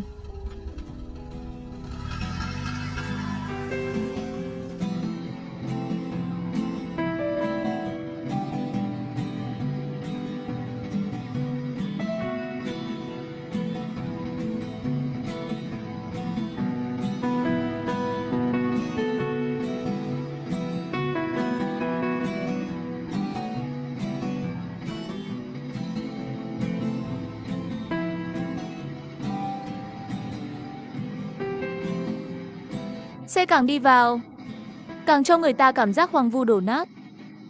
Những con đường đầy những chiếc xe bị bỏ rơi và những mảnh vỡ, đống đổ nát. Đường phố phủ đầy bụi bẩn. Lâm Chân nhìn cảnh tượng tàn phế bên đường, không khỏi tò mò hỏi: nơi trú ẩn của Hà Hùng rốt cuộc ở đâu vậy? Không rõ nữa. Họ nói nơi trú ẩn có tường cao. Tôi nghĩ không khó để tìm thấy nó. Anh Văn, nhìn phía trước đi. Văn Kiện nhìn theo hướng ngón tay của anh Hào. Chỉ thấy trên một bảng quảng cáo bên đường, viết mấy chữ lớn trạm cứu hộ. Bên dưới còn dùng mũi tên đánh dấu hướng. Mấy người sau khi nhìn thấy cũng đều là phấn khích không thôi. Mà lúc này Tô Vân lại lộ ra khuôn mặt khó coi. Văn Kiện phát hiện ý định của Tô Vân, hỏi Tô Vân: có chuyện gì vậy? Tôi cũng không biết, chỉ cảm thấy lạnh, mắt đau quá. Văn Kiện nhìn lên nhìn xuống một chút, lúc này mới phát hiện ra vết chảy xước ở cổ chân của Tô Vân là... xem ra là vừa rồi không cẩn thận bị chảy xước rồi. Tô Vân, cậu, tôi không muốn họ biết. Lát nữa tôi sẽ tự đi. Vết thương không quá sâu, chắc là không sao đâu, đừng lo. Bản thân tôi thế nào, trong lòng tôi biết rõ. Hai người trốn bên cạnh thì thầm, cũng để ánh mắt của người khác chuyển từ niềm vui sang nhìn hai người. Văn Kiện, Tô Vân, chuyện gì vậy? Tô Vân, cậu ấy bị cắn. Sau khi mọi người nghe xong đều tụ tập lại phía trước. Tô Vân, cậu, xin lỗi mọi người. Tôi có thể không thể chiến đấu với các bạn nữa. Tô Vân, không sao đâu. Mọi người đừng buồn. Đối với tôi mà nói, cũng có thể không phải là một sự giải thoát. Có lẽ cậu có thể thử phương pháp đó. Hạo Thần Kỳ Anh là sao? Tôi đã xem nó trong các bộ phim zombie trước đây. Sau khi ta bị cắn, sẽ cắt bỏ phần bị cắn, ngăn chặn virus lây lan. Điều này có thực sự khả thi không? Đó chỉ là phim thôi mà. Thử đi. Anh Văn, quên đi. Tôi đã làm chậm trễ thời gian lâu lắm rồi, nhưng chúng ta đã không sao rồi. Bây giờ tôi như vậy, cho dù là đến nơi trú ẩn, cũng không có ý nghĩa gì nữa. Hơn nữa đây cũng là lựa chọn của tôi. Được rồi, tôi tôn trọng sự lựa chọn của anh. Tôi sẽ nhớ anh. Tạm biệt Tô Vân. Lão Tô, chúc cậu may mắn. Mọi người vây quanh bên cạnh Tô Vân, tạm biệt từng người một. Sắc mặt hắn cũng càng ngày càng khó coi. Hắn cố gắng chịu đựng sự khó chịu của cơ thể, mỉm cười đáp lại mọi người. Văn Kiện đưa một khẩu súng lục vào tay Tô Vân. Quay đi. Không nói gì cả. Tiếng gầm của xe lại vang lên. Và lần này, trên xe mãi mãi có một chỗ trống. Một tiếng súng không khỏi để cho bờ vai Văn Kiện run lên một chút. Anh ta cố nén nước mắt của mình đừng chảy ra. Nhưng những người khác trên xe đã khóc không thành tiếng.